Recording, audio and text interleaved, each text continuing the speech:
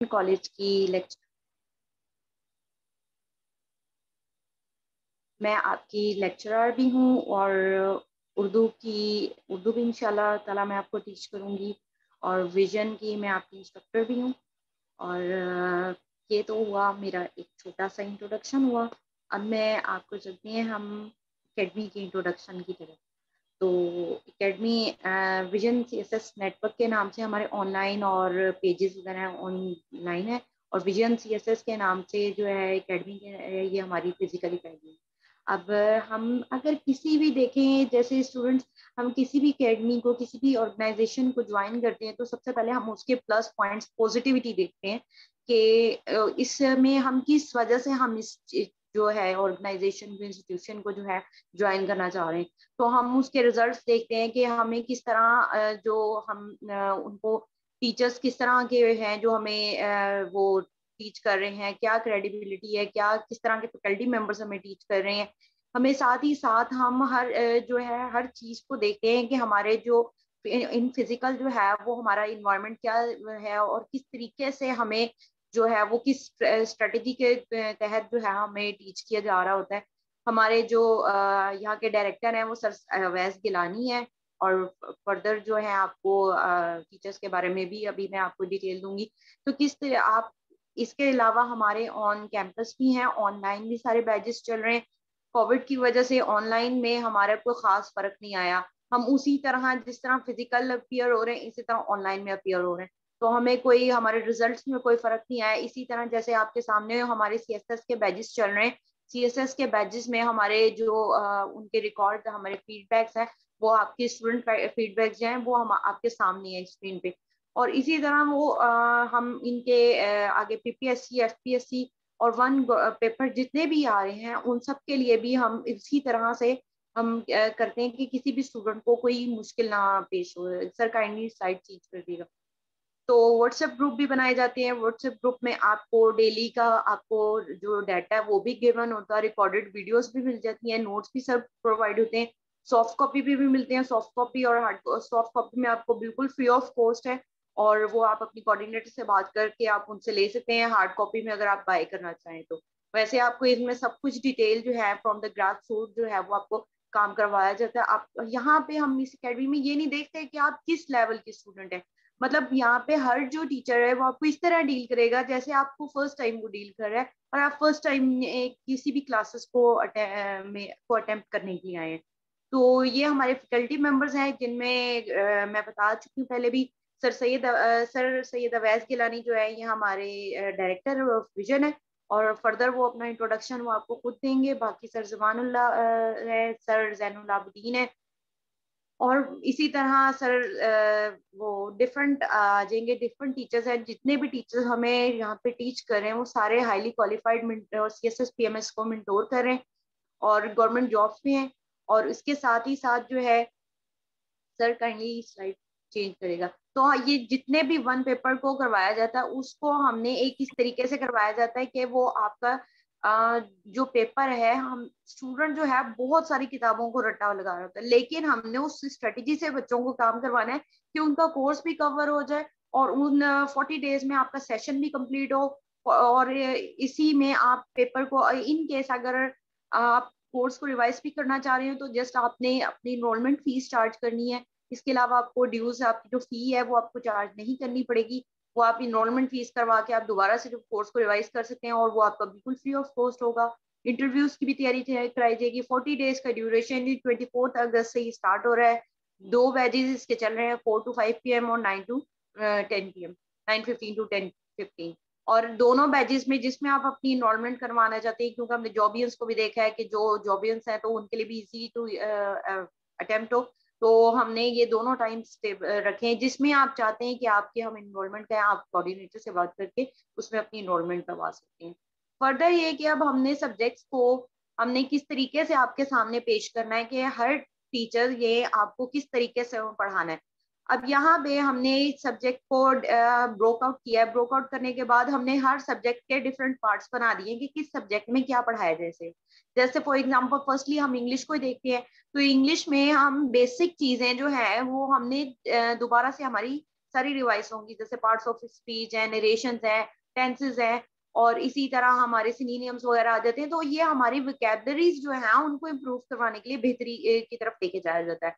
Mathematics आ जाता है, तो ये हमारा बेसिक मैथ टू लेकर जनरल मैथ तक हमें टीच किया जाता है। हमें इसमें जो नंबर सिस्टम, रेशो सिस्टम, और ये जो हमारे पिन पॉइंट्स हैं जिनको हम दोबारा से अब रिवाइज करें, तो ये हम, और एक इसके लिए ये भी है कि इसमें ये नहीं है कि कोई भी जो है ना वो आपको नहीं जो समझ आएगा। आपको मैथ्स भी अगर जो है तो वो इस तरीके से करवाया जाएगा कि आपको हर पॉइंट क्लियर हो।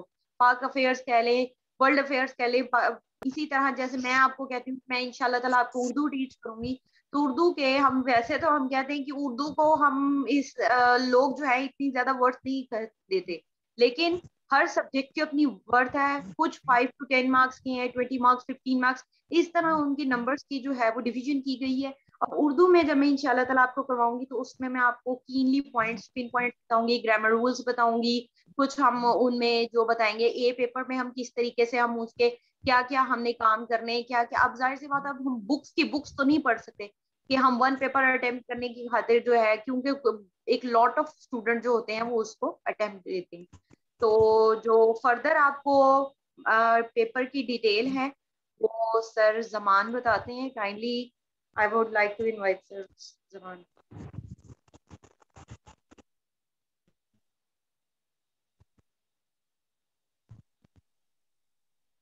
Sir Zaman.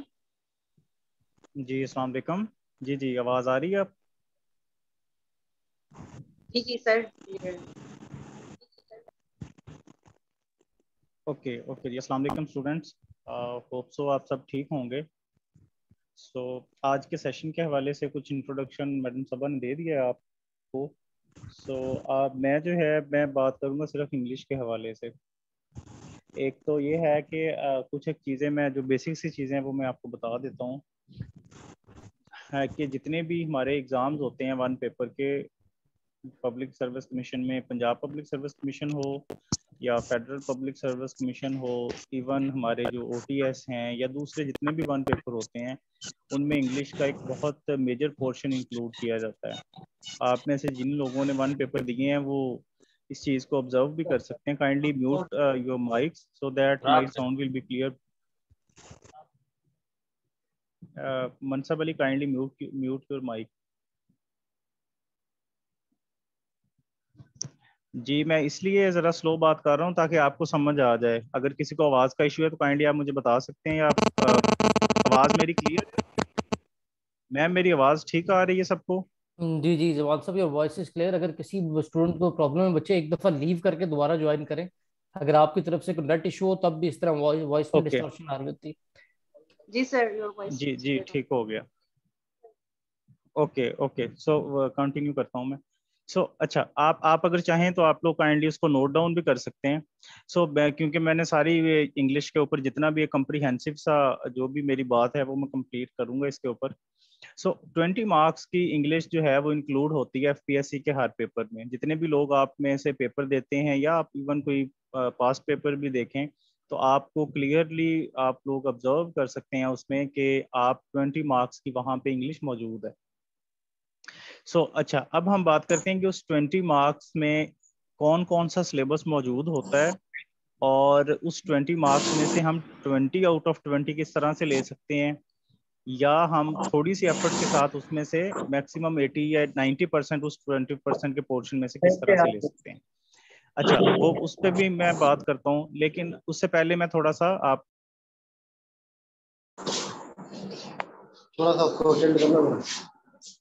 स्टूडेंट अपने आप को तमाम लोग म्यूट ऑल पे रखें। जमान साहब आप अब अनम्यूट करके कंटिन्यू करें। ये ISF रहील जिसका नाम लिखा हो, बेटा म्यूट करो अपने आप को। जमान साहब मैंने यहाँ से म्यूट ऑल किया था, अब आप अनम्यूट काइंडली सब करके लोग दोबारा। म्यूट करें, इस तरह से डिस्टॉर्शन होती है।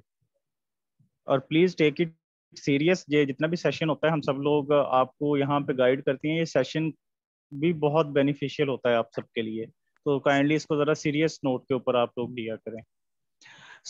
अच्छा, तो अच्छा, ये तो मैंने एफपीएससी के हवाले से बात की। अब हम अगर बात करें पंजाब पब्लिक सर्विस कमीशन की, तो पंजाब पब्लिक सर्विस कमीशन में जो इंग्लिश का पोर्शन आता है वो कोई स्पेसिफाइड पोर्शन तो नहीं है। आप सब में अगर किसी ने पेपर दिया है, उनका 100 मार्क्स होता है और उसमें बड़ा इनकंसिस्टेंट बिहेवियर होता है पीपीएससी का इंग्लिश के हवाले से। लेकिन फिर भी अगर हम उसका पेपर, कोई भी पेपर आप अगर उसको चेक कर लें, तो उस पेपर में एक अच्छा खासा पोर्शन 20 नंबर का, 25 नंबर का, इवन के ये जो नायब तहसीलदार के या तहसीलदार के भी एग्जाम होंगे, उसमें 100 मार्क्स की पूरा इंग्लिश के एमसीक्यूज हैं।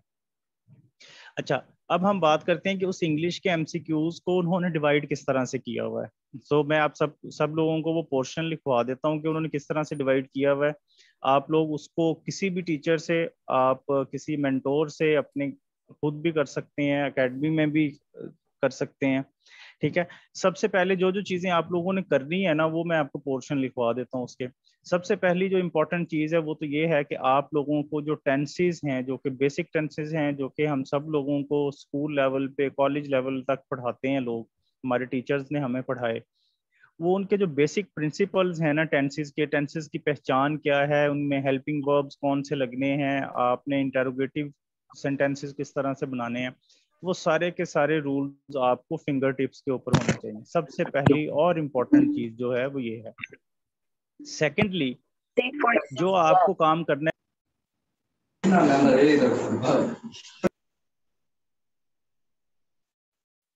ये जिसका स्पीकर ऑन है जी उसको निकाल दें सेमिनार से। इट्स वेरी इरिटेटिंग कि आप लोग इसको मैंने कितनी बार आपको कहा है कि काइंडली आप म्यूट रखें अपने आप को, सो दैट बाकी लोग नहीं परेशान हो। सो सेकंड नंबर पे जो आपके पैसिव वॉइस हैं, आपको पैसिव वॉइस के सारे रूल्स आने चाहिए। आपको पता होना चाहिए कि किस टेंस का पैसिव हमने बनाना है तो किस तरह से होगा।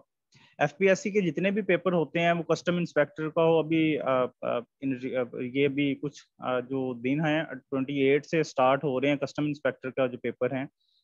सो कस्टम इंस्पेक्टर के पेपर में अब उन्होंने इंग्लिश स्ट्रक्चर लिखा है और साथ में वोकेबलरी लिखी है। सो आप लोगों ने, जिन्होंने अप्लाई किया है, जो लोग पेपर देंगे, आप लोग देखिएगा वहां पे कि 5 से 7 क्वेश्चन जो हैं, ये 4 से 5 क्वेश्चन की डिवीजन है वो इस तरह से होगी कि उसमें पैसिव वॉइस पूछे होंगे उन्होंने। अब वो जो पैसिव वॉइस होते हैं, जब हम क्या करते हैं, हम कोई भी ग्रामर लेके जब पैसिव वॉइस की प्रैक्टिस करते हैं तो हमें लगता है कि हमें इनके रूल्स आते हैं। लेकिन वहां पे जब एग्जामिनर ने पैसिव वॉइस ऊपर एक स्टेटमेंट दी होती है, एक्टिव वॉइस में नीचे कहा होता है कि find out the correct passive voice, तो हम वहां पे कंफ्यूज हो जाते हैं, क्योंकि वो जो 3 या 4 स्टेटमेंट्स दी होती हैं, they are very similar to each other. सही है। सो अगर आपकी कमांड नहीं होगी उन प्रिंसिपल्स के ऊपर, उन रूल्स के ऊपर पैसिव वॉइस के, आप वहां पे कंफ्यूज हो जाएंगे। एंड द रिजल्ट इज के द कैंडिडेट जो है वो क्या करता है कि वो अपना मार्क एक लूज कर जाता है। So you should be very clear and बहुत ज्यादा आपको उस पर स्ट्रगल करनी पड़ेगी कि आप लोगों के जो टेंसेस और पैसिव वॉइस। अच्छा, ये जो मैं चीजें बता रहा हूँ ना इंग्लिश का, ये एक रूल आपने हमेशा याद रखना है कि इंग्लिश जो है, कोई भी लैंग्वेज है, जब तक आप उसकी एक, हर चीज एक दूसरे के साथ इंटर रिलेटेड है। आपको अगर टेंसेस नहीं आएंगे, आपको पैसिव वॉइस नहीं आएंगे, आपको पैसिव वॉइस नहीं आएंगे, आपको नरेशन नहीं आएगी। और अगर आपको इन तीनों चीजों में से किसी भी चीज पे डाउट है, आपको इंग्लिश नहीं आ सकती। जितनी मर्जी आप बुक्स पढ़ते रहें, आप कुछ भी प्रैक्टिस करें, आप एमसीक्यूज पढ़ते रहें, आपको इंग्लिश का पता ही नहीं चलेगा। अब यहाँ पे स्टूडेंट्स की जो इससे बड़ी मिस्टेक है वो ये है कि जब आप कोई बुक लेते हैं, पास्ट पेपर्स की, एडवांस की ले लें, वर्ल्ड टाइम, किसी भी एबीसी आप ले लेते हैं, आप उसमें से एमसीक्यूज पढ़ना लग जाते हैं। एक तो उन बुक्स में बहुत सी मिस्टेक्स हैं, वो मिस्टेक्स निकाली हुई भी हैं, कुछ पास्ट पेपर्स में गलत उन्होंने जो है आंसर्स लगाए हुए हैं। दूसरा ये है कि वो जो एक एमसीक्यूज होता है वो एक रूल होता है पूरा। अगर आपने उसके बारे में, उससे पहले उसके बाद में आपने कुछ पढ़ा नहीं है, आपको कुछ उसके बारे में इंफॉर्मेशन नहीं है, आप सिर्फ उस एमसीक्यूज का जवाब तो आपको आता होगा, लेकिन उससे एसोसिएट जो दूसरी चीजें हैं उनका जवाब आपको नहीं आता होगा। सो ट्राई टू अंडरस्टैंड के सबसे पहले टेंसेस आपके फिंगर टिप्स पे होने चाहिए, सेकेंडली पैसिव वॉइस होने चाहिए, तीसरे नंबर पे जो काम करना है वो आपके नरेशन, जो डायरेक्ट इनडायरेक्ट स्पीच है, वो सारे के सारे रूल्स, 37 40 37 40 के पास रूल्स हैं, और वो रूल्स जो हैं वो आपको आने चाहिए। ना सिर्फ वो रूल्स आने चाहिए, बल्कि आपको क्या करना चाहिए, आपको बहुत ज्यादा प्रैक्टिस करनी चाहिए। ये 3 चीजें जिस बंदे ने कर ली, मैं गारंटी के साथ कहता हूं कि आपके 10 से 12 नंबर वहां पे कंफर्म हो जाएंगे। ठीक है, तो ये 3 चीजें जो हैं ये बेसिक स्ट्रक्चर है इंग्लिश का। ये जो 3 चीजें अगर आपको आ गई, आपकी इंग्लिश भी ठीक हो जाएगी, आपके 20 में से 10 से 12 नंबर भी पक्के हो जाएंगे। और फर्दर जो लोग आगे कंपटीशन की प्रिपरेशन करेंगे या CSS PMS की तरफ जाएंगे, तो वहां पे भी यही बेसिक चीजें होती हैं। आप CSS की, FPSC की रिपोर्ट्स उठा के देख लें, PMS की, पंजाब पब्लिक सर्विस कमीशन की रिपोर्ट उठा के देख लें, एग्जामिनर रिपोर्ट्स में उन्होंने बहुत हाईलाइट किया हुआ है कि जो स्टूडेंट हैं उनको सिंटैक्स के इश्यूज हैं, उनको पता ही नहीं है।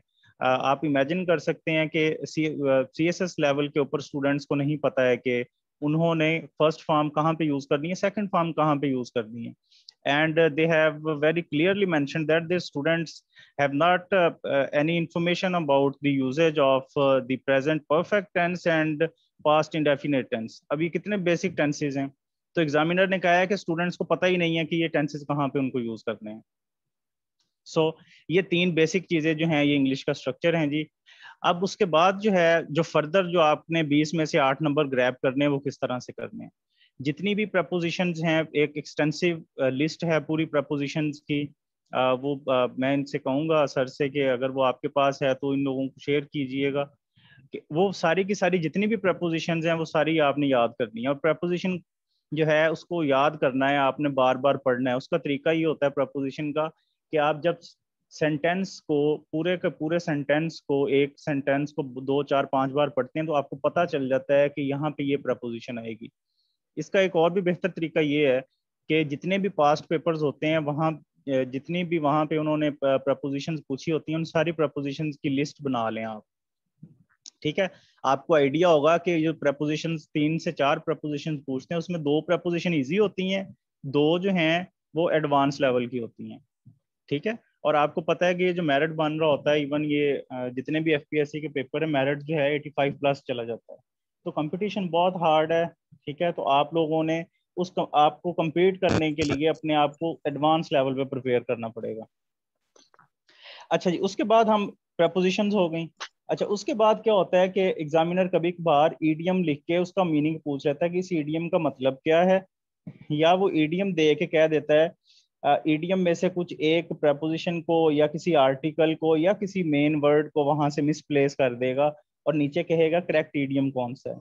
तो इसकी प्रैक्टिस के लिए भी आपको ये चाहिए कि CSS के जितने पास्ट पेपर्स हैं उनमें जितने भी ईडियम्स हैं वो सारे के सारे ईडियम्स 90, 89, 90 से ऑनवर्ड जितने भी 30 साल के पास्ट पेपर हैं वो आपको इजीली मिल जाएंगे यूट्यूब पे, या आप गूगल से उसको डाउनलोड कर सकते हैं। मार्केट्स में भी इसकी बुक्स भी अवेलेबल हैं।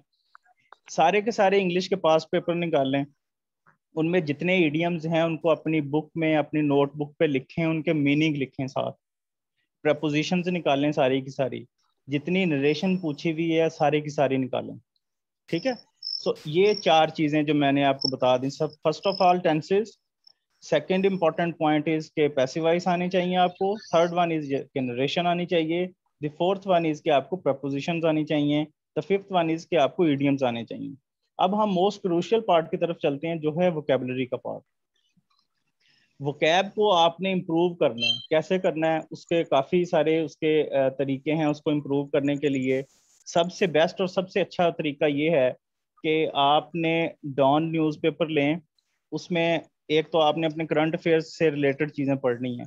आपने उसमें इंपॉर्टेंट काम ये करना है कि आप उसके एडिटोरियल पेज पे जाएं, एक एडिटोरियल पढ़ें, एक ओपिनियन पढ़ें जो आपको अच्छी लगती है। ठीक है, और उसमें एक तो आपने उसका आइडिया ले लिया बंदे का, उससे क्या होगा जब आप उसको पढ़ेंगे, एक तो आपका सिंटैक्स भी बेहतर होगा उससे, और सेकंड इंपॉर्टेंट चीज ये है कि उसमें जो मुश्किल अल्फाज हैं आपने उनको ना सिर्फ अपनी डायरी पे, अपनी नोटबुक पे लिखना है, बल्कि उनका मीनिंग भी लिखना है। एक तो ये तरीका है जो कि आपको डेली बेसिस पे करना है।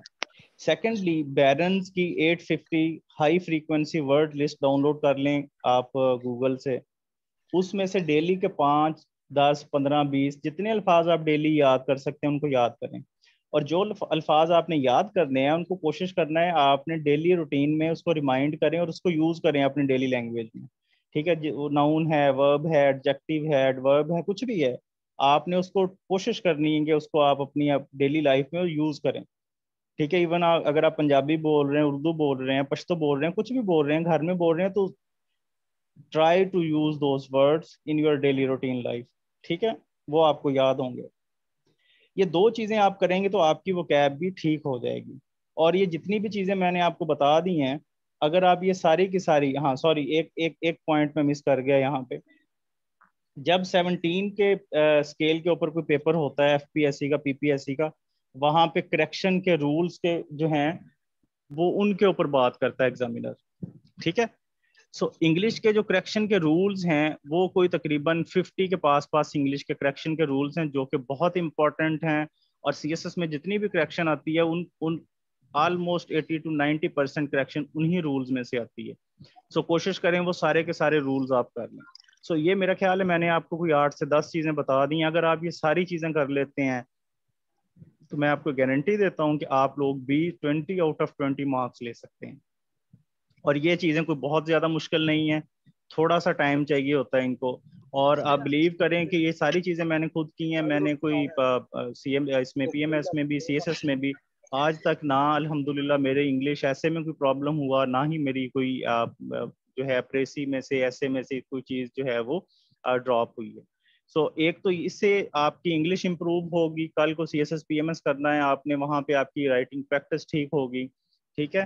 सो ये जो 20 मार्क्स का एक एक जंक जो है, ये जो एक पोर्शन है, इसको आपने मिस नहीं करना। ठीक है, किसी भी हाल में आपने इंडिविजुअल प्रेपरेशन करनी है, इंडिविजुअल प्रेपरेशन करें। किसी दोस्त से करनी है उससे करें, मैं किसी मेंटोर से करनी है उससे करें, लेकिन आपने ये 20 मार्क्स का पोर्शन किसी हाल में छोड़ना नहीं है। ठीक है, क्योंकि अगर आपने ये चीज याद रखें कि हर हर पोर्शन जो है, जैसे एफपीएससी के इंग्लिश का पोर्शन है, मैथ का है, कंप्यूटर का है, तो हर पोर्शन में एक दो एमसीक्यूज ही होते हैं जो कि टफ होते हैं, बाकी तो इजी होते हैं, एवरेज स्टूडेंट प्रेपरेशन के साथ कर जाते हैं। जो मेरिट बनता है वही नहीं एक एक दो दो नंबर्स के ऊपर बन रहा होता है। ठीक है, जो लोग सिलेक्ट होते हैं और जो लोग फेल हो जाते हैं, उनमें यही 2 3 4 नंबरों का डिफरेंस होता है। बेटा तो आपके जो आई होप क्वेश्चन है सो कि आप आप लोग लोगों को यहाँ मेरी बात की इनबॉक्स कुछ में लिख समझ के आई भी पूछ होगी। सकते हैं। इंशाल्लाह आपके क्वेश्चन कभी सबको एंटरटेन करते हैं। सर अगर किसी का इंग्लिश के हवाले से जस्ट क्वेश्चन है तो मेरा ख्याल है पूछ लेने जी दे वो उससे, क्योंकि पूछ लें अभी पूछे। मुझे थोड़ा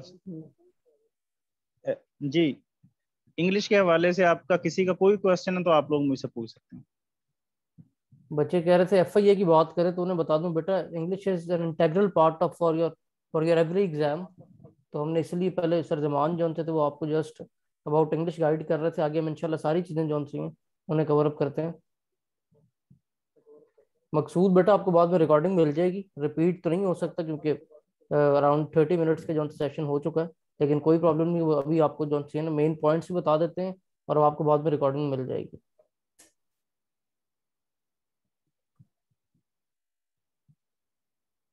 और कोई क्वेश्चन सर जमान से जी रिलेटेड मैं आपको मैं किसी का हो तो यू मे आस्क।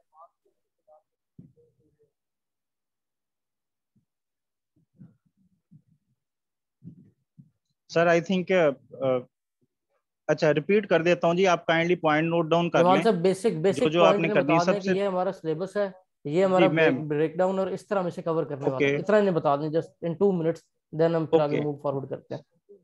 सो आप लोग लिख लें जी दोबारा से जो जो मैंने आपको चीजें बताई हैं। सबसे पहले आपने टेंसेस करने हैं फर्स्ट ऑफ ऑल। सेकेंडली आपने पैसिवाइज करने हैं। The third one is that आपने नरेशन करनी है। The fourth one is that आपने प्रपोजिशंस करनी है। देन फिफ्थ वन इज कि आप लोगों ने इडियम्स करने हैं। सिक्स्थ वन इज दैट कि आप लोगों ने करेक्शन के सारे रूल्स करने हैं। फिर आपने वो कैब करनी है। वो कैब का मैंने तरीका बताया आपको, डॉन से और बैरन की 850 वर्ड्स की हाई फ्रीक्वेंसी लिस्ट आप ये टाइप करेंगे, पीडीएफ फाइल खुल जाएगी, वो डाउनलोड कर लें। एंड ये सारा लास्टली डाटा मैंने बेटा आपको आपको प्रोवाइड भी जो किया है जाएगा जो सर जमान बता रहे प्रपोजिशंस। हैं, और इन्हीं पे आपके लेक्चर होंगे। ये आपकी इंग्लिश की कोर्स आउटलाइन जो सर जमान आपको बता रहे हैं, जो आपको यहाँ करवाया जाएगा इंग्लिश में कवर अप। ठीक है, ये सारा डाटा आप डाउनलोड भी कर सकते हैं, आपको मिल भी जाएगा in soft copy form, tenses वगैरह सब कुछ। अभी मैं आपको नोट्स भी दिखाऊंगा।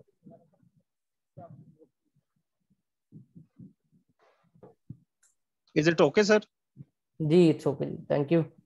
ये आपका बेसिक इंग्लिश का जी पार्ट था जो थैंक यू आपने सो मच। सिलेबस में देखा। और सर ने माशाल्लाह बहुत अच्छी तरह एक एक चीज आपको वेरी क्लियरली बता दी about English. Now we will move forward जी। Assalamu alaikum from my side, and I'm Sayyid Uwais Kilani, director of this institution. And before starting this institution, I worked for 7 to 8 years on various national and international projects on various government, and started my career with United Nations and at Ghana, Africa. And my last assignment was as a project manager of you can say one of the landmark project of last government, that was about data repository, that was about collecting data of all government department at one spot under P&D umbrella. और अगर मेरी education background की बात की जाए तो I did my graduation from GC university Lahore, MPhil from Lahore school of management in project management, and graduation was in economics, and currently I'm also enrolled in PhD in public policy from AGNE University of Malaysia. And in my work experience, I worked with various departments, various international organization, and my first assignment जैसा कि मैं आपको बता चुका हूँ UN के साथ थी, और उसकी एक बात जो मैं हर सेमिनार में रिपीट करता हूँ, that was a very first you can say milestone that was given from our director, जो उस प्रोजेक्ट के डायरेक्टर थे गाना अफ्रीका में, वो ये था कि your half work is done when you organise your work. ठीक है, आपका आधा काम तब हो जाता है जब अपने काम को ऑर्गेनाइज करते हैं। तो हमने बेसिकली यहाँ आपके सिलेबस को सबसे पहले ऑर्गेनाइज किया। ये सिलेबस आपके सामने, जो फाइल आपको प्रोवाइड भी की गई है, जो आपके ग्रुप में भी इमेज शेयर किया गया है, आपका जितने भी specifically we are talking about FBR and FIA exam जो आ चुके हैं, तहसीलदार एग्जाम उसकी प्रिपरेशन कुछ लोग कर चुके हैं, असिस्टेंट रजिस्ट्रार कोऑपरेटिव उसकी भी कर चुके हैं, लेकिन अभी भी कुछ लोग जो लेट कमर्स हैं वो अभी स्टिल इसके लिए ज्वाइन कर सकते हैं। ठीक है, और बिल्कुल इन लैंड रेवेन्यू में इंस्पेक्टर की सीटें जो आई हुई हैं उनका, ये हमारा बेसिक जो पैनल है ये उस पर जिसमें हम फोकस कर रहे हैं। ओवरऑल अगर PPSC FPSC में देखा जाए तो तब भी आपके सामने ये जो 9 पोर्शन आपके सामने मौजूद हैं, यही मेजर 9 पोर्शन है जिनको आप कवर कर लें तो आप कोई भी exam under this Galaxy of one paper exam ऐसा नहीं जिसको आप क्लियर ना कर पाए। So the basic subject are English, mathematics, Pak Affair, World Affair, Pakistan Geography, Computer Science, General Science, Islamic Study and Urdu. इसमें से ये जरूर होता है बेटा कि कुछ चीजें निकाल दी जाती हैं, जस्ट लाइक वो उर्दू को निकाल के FIA का एक्ट दे देता है, FIA का एक्ट लॉन्च से उसमें भी आपको सारी इन्फॉर्मेशन हम लोग प्रोवाइड करेंगे। But other than that the major portion जो है वो तकरीबन आपका हर जगह सेम होता है। अब अच्छी तैयारी के लिए देखिए, हमेशा मैं एक बात स्टूडेंट्स को कहता हूँ कि ये एग्जाम बेसिकली 100 मार्क्स का, बट फैसला कुन मार्क्स जिस तरह जमान साहब ने आपको बताया वो 2-3 ही होते हैं। आप 80 मार्क्स ले लें और मेरिट 82 पे क्लोज हो जाए, योर 80 मीन्स नथिंग। और ये जो 2 मार्क्स आपके कटेंगे, ये आपके कटेंगे या करंट अफेयर में या इंग्लिश या मैथ में। बाकी हमारे पास वेरियस सीट्स पे हमने इंटरव्यू भी किए, अराउंड 500 प्लस लोग ऐसे हैं जिनको वेरियस गवर्नमेंट प्रोजेक्ट्स पे हायर भी किया। सबसे मेन फ्लॉ जो देखा ना लोगों में, जो हमारा आज का एजुकेशन सिस्टम है, आप सब लोग जो मेरे सामने बैठे हैं, जो हमें सुन रहे हैं, उनमें से डॉक्टर्स भी होंगे, इंजीनियर्स भी होंगे, मेडिकल बैकग्राउंड के भी होंगे, साइंस बैकग्राउंड के होंगे, but all are equal at this space. Problem क्या आती है कि आप लोगों का जो बेसिक कॉन्सेप्ट है, जस्ट लाइक इंग्लिश है, उसमें टेंसेस का एक बेसिक प्रॉब्लम है जो हमारे मोस्ट ऑफ द स्टूडेंट्स को आ रहा होगा। फिर आप इस फेज से गुजर भी जाए तो इंग्लिश है तो आपको इंटरव्यू में पाला पड़ना है, आपने फिर दोबारा इसी लैंग्वेज में जो सा आपने अपने इंटरव्यू में फेस करके हमारे सामने आना है। तो प्रॉब्लम जो मेन आ रही होती है कि आपके बेसिक कॉन्सेप्ट क्लियर नहीं होते। So we design your model in such a way that कि हमने आपके सिलेबस को ऑर्गेनाइज किया, उसके डिफरेंट पार्ट्स बना लिए। जमान साहब जो से आपके इंग्लिश के मेंटोर हैं, CSS PMS को भी पढ़ाते हैं, उसके साथ साथ करंट अफेयर और इस्लामिक स्टडी ये मेरे पास है। पाक अफेयर जो से वो आपको सर जैन पढ़ाएंगे, जो assistant registrar cooperatives head office Lahore में पोस्टेड है। इंशाल्लाह विद इन फ्यू मिनट्स वो भी आपके पास यहाँ मौजूद होंगे। तो हमारी जो स्ट्रेटजी होगी कि हम चीजों को इस तरह ऑर्गेनाइज्ड वे में करें कि आपने जो मार खानी वो ना खाएं। देखें, आप में जो लोग भी अच्छी जॉब के ख्वाहिशमंद है वो मार्केट से आउटडेटेड पब्लिशर की किताबें जरूर लेते हैं। कोई डोगर की लेगा, कोई एडवांस की लेगा, कोई वर्ल्ड टाइम की लेगा। होगा क्या कि उसमें कोई और नहीं तो 50,000 MCQs होंगे जो ह्यूमन कैपेसिटी में नहीं कि वो याद करे। आप बुक को अपने साथ just you can say as a side pillow अपने साथ रखेंगे, बुक को कभी खोलेंगे, कोई एक आधा पेज पढ़ लिया। होगा क्या, इंग्लिश को शुरू किया, आपके पास वहाँ पे ये वोकैबुलरी के इतने लंबे सेंटेंसेस मौजूद होने, वोकैबुलरी में इतना डाटा मौजूद होना है कि आपने कहना नरेशन को तो पढ़ने की जरूरत ही नहीं है, टेंसेस को पढ़ने की जरूरत नहीं, थक जाएंगे। करंट अफेयर की बात करें, जीके के पार्ट को शुरू किया, आप कहेंगे यार 20 साल याद कर लिए, उससे आगे याद करने की तो जरूरत ही नहीं। सो द थिंग इज कि आपको जब तक सही मेंटोरशिप ना प्रोवाइड की जाए, आप एग्जाम को क्लियर नहीं कर सकते। हमारे पास जब स्टूडेंट आते हैं, स्टूडेंट खुद कहते हैं कि we were scoring we are getting around 35 to 40 marks. And after this preparation session जो एक एवरेज स्टूडेंट है, वो एवरेज स्टूडेंट भी इस काबिल हो जाता है कि वो अल्हम्दुलिल्लाह 70s के अराउंड फॉल करता है। उसके अलावा जो ऊपर उससे जाते हैं वो होते हैं जो हमारे साथ मिलके बिल्कुल वो पैटर्न फॉलो करते हैं, जो जो चीजें बता रहे हैं उन्हें साथ साथ कवर करते हैं, और विद इन 40 डेज वो इस काबिल हो जाते हैं कि जो 40-50 पेपर दे के उन्होंने अपना लॉस करके सीखना होता है, वो with the right direction, with the right mentorship, वो from the very first day अपनी ट्रेनिंग उसके मुताबिक करते हैं और वो उनके हर सब्जेक्ट जो उनसे प्रिपेयर हो जाते हैं। देखें, याद रखें बच्चे, एग्जामिनर ने आपके सिलेबस को डिवाइड किया हुआ है। बेसिक डिवीजन जो सी वो ये है। इस डिवीजन को जब तक आप सब डिवीजन में नहीं देखेंगे, just like if you are talking about my subject, मैंने आपको करंट अफेयर पढ़ाना है, करंट अफेयर का स्टूडेंट्स को सिलेबस ही समझ नहीं आता। करंट अफेयर, FIA, FBR, उस सब में आपके 15 to 20% मीन 15 to 20 मार्क्स हैं, जिसको फर्दर 3 हिस्सों में डिवाइड किया जाना है। These will be your national affair, these will be your regional affair and international affair. Further उनकी 2 डोमेन में हमने MCQs आपको देने हैं। वन विल बी योर जो आपका प्रेजेंट हैपनिंग चल रही है, अदर विल बी योर जो आपका हो चुका है, जो आपका इस टाइम पास्ट में जाता है, जो आपका GK में जाता है। ठीक है, तो ये 2 डोमेन है जिसके मुताबिक आपके सिलेबस को डिवाइड किया जाना है। So very first thing, we will organise our syllabus. हमने इस सिलेबस को जितनी वेटेज है, जितनी परसेंटेज है, उसकी जो रिक्वायरमेंट है उसके मुताबिक करना है। और उसके बाद जो सबसे इंपॉर्टेंट बात है कि हमारी क्लास की मेथोडोलॉजी क्या होगी। EDS मीन बेटा everyday science, EDS mean everyday science. GK mean general knowledge, और general knowledge is a part of your current affair, और जो हो चुका है वो आपका GK में चला जाता है, जो प्रेजेंट चल रहा है वो आपका करंट हैपनिंग्स में आ रहा होता है। So what will be our methodology, we will just not provide you notes. हम ये नहीं करेंगे कि ये नोट्स है यहाँ से यहाँ तक पढ़ना और कल हम सुन लेंगे, बिल्कुल भी ऐसा नहीं होगा। We will follow a conceptual approach. और जितने भी आप में से जिन लोगों को जरा एक्सपोजर हुआ है, हम लोगों का भी जब हमने पाकिस्तानियों के साथ काम किया, यहाँ की गवर्नमेंट के साथ काम किया, फिर UN के प्रोजेक्ट्स को देखा, जब इंटरनेशनल काम किया, फिर आगे जब एजुकेशन सेक्टर में उस साइड पे इन हुए, तब हमें कुछ चीजें पता चली जो हमें यहाँ फॉलो अप नहीं करवाई जाती। और हमने अल्हम्दुलिल्लाह इस इदारे को बनाने का मकसद ये था कि हम लोग जितने भी जो government and semi government background से बिलोंग करते हैं, उन्होंने 7 सब्जेक्ट स्पेशलिस्ट को इकट्ठा किया और एक जार्गन ऐसा क्रिएट किया जिसमें आपको प्रॉपर टर्मिनोलॉजीज जो सी शिफ्ट करवाई जाए। और one of the most important thing, हमने 3 टियर अप्रोच जो इंटरनेशनल लर्निंग अप्रोच है वो फॉलो कर रहे हैं। और वो क्या है कि आप उस चीजों को सुनेंगे भी, उन्हें रिकॉल भी करेंगे और उसे टेस्ट में फॉर्म में लिखेंगे भी। जब ये तीनों काम होंगे, लिसनिंग, रीडिंग एंड प्रैक्टिस, तब आप जाके इस एग्जाम को क्लियर कर पाएंगे। देखिए, ह्यूमन माइंड कोई भी ऐसा नहीं है, अगर आपको 1 साल का भी टाइम दे दिया जाए, तो जो सर आपसे बात कर रहे थे, आपसे ज़ुबान साहब अभी वो जो लिस्ट की GRE की, वो लिस्ट 3600 वर्ड्स की है, तो 3600 वर्ड्स आप याद नहीं रख पाएंगे। ठीक है, तो होगा क्या, hard work and smart work.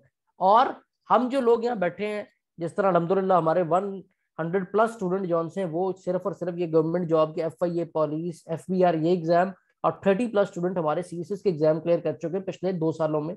और हमारा ये जो कैरियर जा रहा है, इसमें हमारा जो रिजल्ट रेट जा रहा है, रिजल्ट रेशियो जा रही है, अल्हम्दुलिल्लाह इट्स 37% एंड अबव। ठीक है, तो उसकी रीजन क्या है, हमारे हर बैच में अल्हम्दुलिल्लाह अब वो स्टेज हमें मजा आता है कि यहाँ स्टूडेंट हमारे क्लियर करते जा रहे हैं और पीछे साथ साथ इंटरव्यू वाले एक पूरा पैनल तैयार होता जा रहा है। उसकी रीजन क्या है कि हमने जो आपकी अप्रोच है वो चेंज की है। आप लोग लगाते हैं रट्टा, ये तैयारी होनी कॉन्सेप्चुअल अप्रोच से। रट्टा, to be very clear, very frank, आपका रट्टा PPSC, FPSC, CSS और PMS किसी एग्जाम में आज के दौर में नहीं चल सकता। You will be marked as failure अगर आपकी कॉन्सेप्चुअल अप्रोच नहीं। क्वेश्चन आपको घुमा के दिए जाएंगे। रिसेंट जो तहसीलदार के पेपर में स्कैंडल हुआ है, उसके बाद अब देखिए जो बेसिक्स है ना, मैथ्स और इंग्लिश, ये दोनों को मार दे रही स्टूडेंट्स को, क्योंकि इसको रट्टा नहीं लग सकता। इट्स एन आर्ट, और जब तक इसको आप करेक्शन ना करें अपनी, तब तक ये दुरुस्त नहीं होगी। करंट अफेयर, उसका लोगों को पता ही नहीं होता करंट अफेयर कहाँ से करनी। कोई ज्यादा से ज्यादा पाक MCQ से कर रहा है। तो हमने यहाँ पे क्या किया है कि आपके लिए सारे सब्जेक्ट को एक जगह इकट्ठा करके फिर हम आपको मंथली करंट अफेयर भी अपडेटेड दे रहे हैं। ठीक है, उसमें जितने भी जो हमारी टीम है पूरी, जो हमारे पुराने जो स्टूडेंट्स जो क्लियर कर चुके हैं वो भी काम कर रहे हैं, हमारे फैकल्टी मेंबर भी साथ अटैच है। वो फाइनल मेरे पास भी डॉक्यूमेंट आता है जिसमें अभी आपको मैं सारे नोट्स दिखाता हूँ कि आपको जो रिसेंट मंथ के MCQs होने वो भी दिए जाने हैं। और कॉन्सेप्चुअली जब चीजें आपसे डिस्कस हो रही होनी, जो अभी हमारी क्लास स्टार्ट होने जा रही है, उसमें आपको अंदाजा हो जाएगा what is meant by conceptual study. ठीक है, वो भी चीजें आपको पता चल जाएंगी। और उस मैथोडोलॉजी के तहत जब हम आपको लेके चलेंगे तो इंशाल्लाह आपका यू हेयर जो सही कहा जाता है ना, jack of all trade master of none, आपको वो होना है। लेकिन 9 सब्जेक्ट है, 9 सब्जेक्ट की फर्दर सब डिवीजन है। जस्ट लाइक अगर आप पाक अफेयर की बात करें उसके पोर्शन है, करंट अफेयर के पोर्शन है, आपको हर पोर्शन करना है। और विद इन 40 डेज इंशाल्लाह अजीज आपकी FBI, FIA, FBR, inland revenue, इनकी इस तरह की प्रिपरेशन होगी जिसको फुल प्रूफ प्रिपरेशन कहते हैं। Just one thing, you have to move with us, ठीक है। तो टुडे जो फर्स्ट क्लास इन ओरिएंटेशन, कल से आपके रेगुलर क्लासेस स्टार्ट है। बिल्कुल भी टाइम जाया नहीं करना, सारा डाटा प्रोवाइड किया जाएगा। ये हमारे कुछ साइलेंट की फीचर्स हैं। मटेरियल सारा हम आपको खुद देंगे, क्लास लेक्चर की स्लाइड्स मिलेंगी, ठीक है। उसके साथ आपको जो नोट्स हैं सॉफ्ट कॉपी में सारा कुछ आपके व्हाट्सएप ग्रुप में मिलेगा, जो आपके क्लास का ग्रुप क्रिएट होगा जिसमें जितने एनरोल्ड स्टूडेंट है वो एडेड है, ठीक है। और हार्ड कॉपी जिसने लेनी है उसको सिर्फ प्रिंटिंग कॉस्ट के साथ विद फ्री डिलीवरी वो अवेलेबल होगी। और व्हाट्सएप ग्रुप में हम लोग आपके फैकल्टी मेंबर भी मौजूद होंगे, एज अ डायरेक्टर मैं खुद भी मौजूद होऊंगा, आपकी कोऑर्डिनेटर, आपके अकाउंटेंट, सब लोग वहाँ पे मौजूद होंगे। और द रीजन इज जस्ट कि आपको बिल्कुल वो इन्वायरमेंट प्रोवाइड किया जाए जो ऑन कैंपस प्रोवाइड किया जाता है। सो हियर इंशाल्लाह अजीज आपको कोई किसी किस्म का प्रॉब्लम नहीं होने वाला। हमारा इस जो मिशन है इसको कंटिन्यू रखने का मकसद ये है कि बहुत सारे लोग हैं जो अभी भी इन सिटीज में आके, हमारे बेसिकली 4 कैंपस है लाहौर में, लेकिन जस्ट बिकॉज कि हर बंदे के लिए अफोर्डेबल भी नहीं है, ऑन कैंपस कॉस्ट जो सी ट्रैवल कॉस्ट आपकी बढ़ जाती है, आपकी जो यहाँ आपके बाकी रहने के एक्सपेंडिचर हैं, फिर वो सारे मामला बढ़ जाते हैं। तो हमने इसी तरह आप लोगों की फैसिलिटेशन के लिए जस्ट विद 100% सच सेटअप कि आपको डिफरेंस ही ना लगे ऑन लाइन और ऑन कैंपस में, हमने इस सेशन को आगाज किया है और इसको कंटिन्यू रखा है। और आपको रिकॉर्डेड लेक्चर भी इसलिए मिल रहे हैं कि कभी आपकी तरफ से कोई प्रॉब्लम हो या आप क्लास मिस करें तो आपके पास रिकॉर्डेड लेक्चर अवेलेबल होगा। अगर हमारी तरफ से होगी तो आपका लेक्चर रीशेड्यूल हो जाएगा। उसके अलावा इंशाल्लाह अजीज मुकम्मल इंडिविजुअल असेसमेंट आपकी रहेगी। साथ साथ हो सकता है कि आप में से कुछ लोग मैथ में बहुत अच्छे हो, इंग्लिश में वीक हो, या इंग्लिश में बहुत अच्छे हो, करंट अफेयर में वीक हो, तो स्टूडेंट टू स्टूडेंट जो आपके वीकली टेस्ट होंगे वो हमें बताएंगे कि आपकी क्या प्रॉब्लम है। उसके मुताबिक इंशाल्लाह अजीज जिसको जिस सब्जेक्ट में प्रॉब्लम होगी उसके मुताबिक उसे एक्स्ट्रा गाइडेंस देके उसको उस सब्जेक्ट को भी अपलिफ्ट किया जाएगा। ये हमारे नोट्स हैं, अभी आपको सारा वो डाटा भी दिखा देता हूँ, ये इंशाल्लाह आपको प्रोवाइड किए जाएंगे। इस तरह वीकली टाइम टेबल आपके ग्रुप में आएगा, जो आपके आज आपका ये आपका टाइम टेबल नहीं, पिछले महीने किसी बैच का इधर लगा हुआ है just for as a demo कि किस तरह हमारी वर्किंग होगी। ये सारे टीचर्स के तकरीबन नाम आपके सामने लिखे हुए हैं। और उसके अलावा आपको क्वेश्चन है तो you may ask, then we will move towards first trial class जो भी हमारी स्टार्ट होने जा रही है। जी नाउ इट्स योर टाइम, कोई क्वेश्चन है so you may ask now. जी बेटा रेगुलर क्लासेस आपकी कल से स्टार्ट है, सेशन हमारे शुरू होते रहते हैं। कल से आपकी क्लासेस स्टार्ट है, टाइम कम है क्योंकि अब ये एग्जाम्स एकदम स्टार्ट होने जा रहे हैं, तो इसलिए हम इसको मजीद लेट नहीं कर रहे, लेकिन सेशन बाद में भी शुरू होते हैं। लेकिन कल से हमारी इस सेशन की क्लासेस स्टार्ट है। FIA का एग्जाम आपका आ गया है, तहसीलदार, असिस्टेंट रजिस्ट्रार कोऑपरेटिव ये भी आ चुका है, FBR का भी वेरी नियर है, तो इसलिए हम इसको मजीद डिले नहीं कर रहे, आपकी क्लासेस स्टार्ट होने जा रही हैं। नोट्स में अभी आपको बेटा सारे दिखा देता हूँ। और बिल्कुल दानिश अगर वो सेशन, अच्छा 2 चीज़ें, अच्छा कि आपने याद करवा दिया, अगर आप सेशन हमारे साथ ज्वाइन कर रहे हैं, जो लोग अभी इनरोल्ड हो चुके हैं वो भी मुझे नजर आ रहे हैं, कुछ लोग जिस तरह कुर्बान है, तो हमारी जो बेसिकली पैटर्न है वो ये है कि हम आपको अगर एक दफ़ा आपने ज्वाइन किया, आपका एग्जाम क्लियर नहीं होता तो नेक्स्ट टाइम आपने फ़ी नहीं देनी, जस्ट आपने इनरोलमेंट अपनी दोबारा करवानी है इनरोलमेंट फ़ी के साथ, और आप पूरा सेशन रिवीजन का दोबारा पढ़ सकते हैं। नोट्स आपके पास ऑल टाइम अवेलेबल हो गए, करंट अफेयर के नोट्स अगर उसके बाद भी जौन से आपको चाहिए, उसके बाद आपकी जॉब एग्जाम क्लियर नहीं हुआ या फिर कोई 5-6 महीने बाद एग्जाम दे रहे हैं, तो आप मोस्ट अपडेटेड डॉक्यूमेंट जौन से वो हमसे ले सकते हैं। नोट्स में सारे भी आपको दिखा देता हूँ जी जो आपको दिए जाएंगे।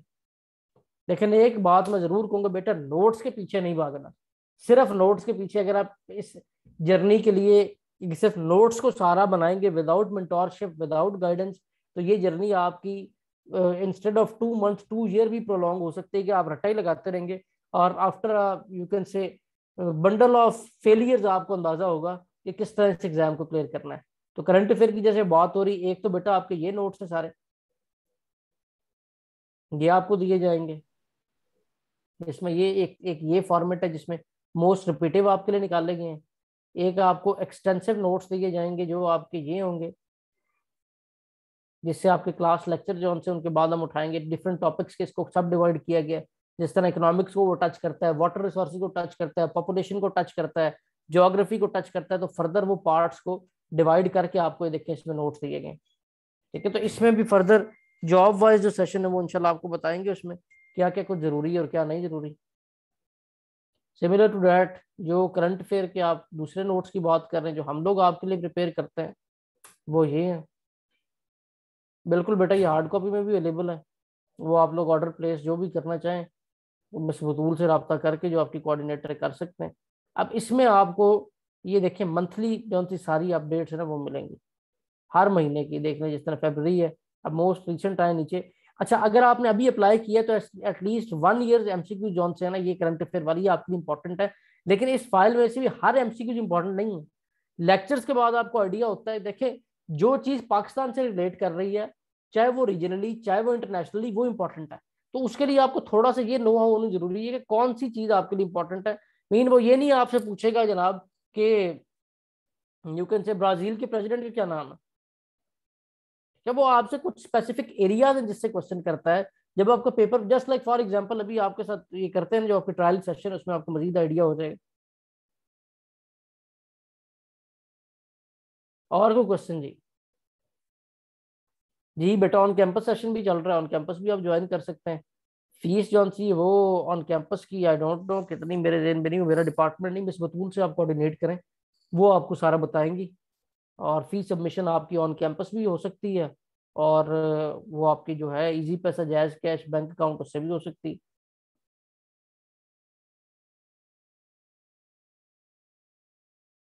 जी आपके जो लेक्चर थे वो वीकली डिवाइड किए गए हैं बेटा। उसमें ये होगा कि आपके 5 days a week lecture, one आपका जो है वो टेस्ट डे होगा। उन 5 डेज अ वीक लेक्चर, जिस तरह आपका जो सब्जेक्ट पोर्शन है उसमें 20 मार्क्स का करंट अफेयर है और यू कैन से 5 मार्क्स की उर्दू है, तो उसके मुताबिक डिवाइड किया गया कि जितनी वेटेज होती है उतने हम उस सब्जेक्ट के लेक्चर रखते हैं। तो इंशाल्लाह वो बेफिक्र रहें, you will observe a foolproof strategy with foolproof preparation with alhamdulillah highest success rate above any institution। मैं हमेशा कहता हूँ 100 स्टूडेंट अगर एनरोल्ड हुए तो उनमें से 2-3 क्लियर कर जाए वो बड़ी बात नहीं है। द थिंग इज कि हमारे हर बैच में कोई भी ऐसा नहीं है जो यू कैन से अबव जा रहा हो। 20-25 स्टूडेंट, इससे ऊपर हम बैच नहीं लेके जाते, नेक्स्ट बैच कर देते हैं। और उनमें से भी अल्हम्दुलिल्लाह हमारा सक्सेस रेट 37% एंड अबव जा रहा है। यानी कि 25 लोगों में से भी एटलीस्ट 8-9 पीपल जो से वो एग्जाम क्लियर कर रहे हैं। सीनियर ऑडिटर के टेस्ट जो से हैं वो भी बिल्कुल जो से नज़दीक नज़दीक हैं। तो ये सारे जो से टेस्ट हैं ये इंशाल्लाह अब आपका, क्योंकि टेस्ट सीजन आ चुका है तो अब आपके पास वो टाइम है कि जरा कमर कस लें और मैदान में तशरीफ ले आए। और कोई क्वेश्चन है तो जल्दी से पूछ लें, then we are going to start a trial class. Notes का मैं आपको जनरल दिखा देता हूँ। ये देखें ये सारा डाटा है जो मेरे पास पड़ा है, इसमें पास्ट पेपर भी सॉल्व आपको दिए जाएंगे, हर सब्जेक्ट का डाटा दिया जाएगा। सर कह रहे submit my fee after a week, बिल्कुल उसमें ये है मकसूद कि बिल्कुल कुछ लोगों को होगा क्योंकि आज 23 है। अगर फी में आप लोगों को ऐसा हुआ कि आपने फर्स्ट को सबमिट करवानी तो उसका कोई इशू नहीं, आप इनरोलमेंट फी पे करके इनरोल हो सकते हैं, फी आप जो फर्स्ट से सबमिट करवाते, कोई इसमें ऐसा इशू नहीं।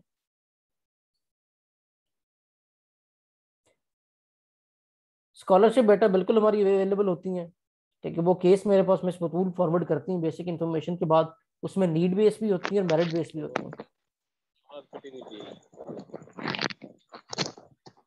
अल्हम्दुलिल्लाह वी ऑल, जितने भी आपके यहाँ टीचर यहाँ पे मौजूद हैं मोस्टली जो हैं वो गवर्नमेंट सर्विस में खुद भी मौजूद हैं, तो इसलिए हमें वो ऐसा नहीं है ऐसा इशू। और जो बेसिक जो पर्पस है वो ये कि हम स्टूडेंट्स को फैसिलिटेट करें। तो इंशाल्लाह all will cooperate with you, don't worry. Enrolment fee Maqsood वो मेरे ख्याल से 2000 रुपीज इस टाइम में। मजीद आप मिस बतूल से पूछें वो आपको एग्जैक्ट सारा जॉन सा है वो इसके बारे में बताएंगी।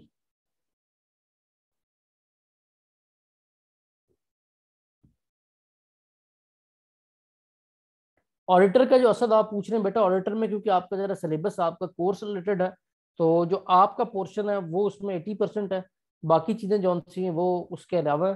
तो उसके लिए आपको सेपरेटली इंशाल्लाह गाइड करेंगे क्योंकि बाकी सारे जो से वो जनरल प्रिपरेशन के। तो मैं अगर वो ऑडिट की तरफ बात ले जाऊँ तो वो जरा बात उस तरफ एक्सटेंसिव हो जाएगी। We will start our class now, ठीक है। और ये क्लास आपके लिए एज ए डेमो क्लास है जिसमें आपको बेसिक आइडिया हो जाएगा हम किस तरह के जॉन से अपने सब्जेक्ट को कंटिन्यू कर रहे हैं। सो कैन वी स्टार्ट, को और क्वेश्चन रहता तो नहीं है?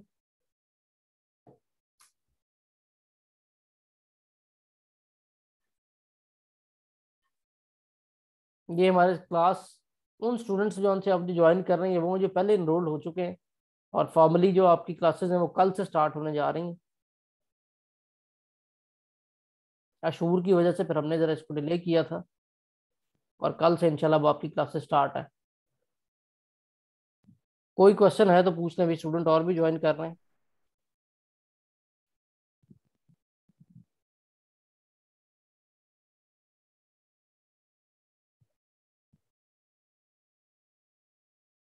मैं मिस बतूल को भी कहता हूँ वो आपको सारी इन्फॉर्मेशन फाइनेंशियली वगैरह प्रोवाइड कर दें।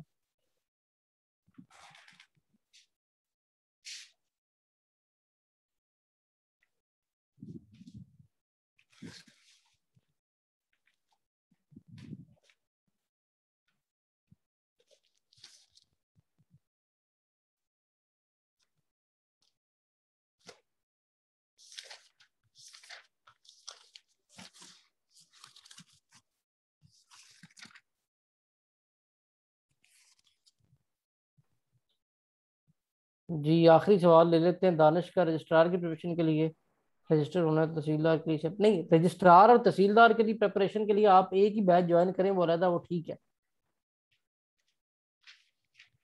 जी कुर्बान बेटा, आपका लेक्चर स्टार्ट होने जा रहा है। ये जो सेमिनार वाले हैं इनका भी आपके साथ, क्योंकि ट्रायल सेशन है तो ये भी आपके साथ यहाँ पे ज्वाइन करेंगे। सो लेट्स स्टार्ट जी, बिस्मिल्लाहिर्रहमानिर्रहीम। So we are going to start our current affair.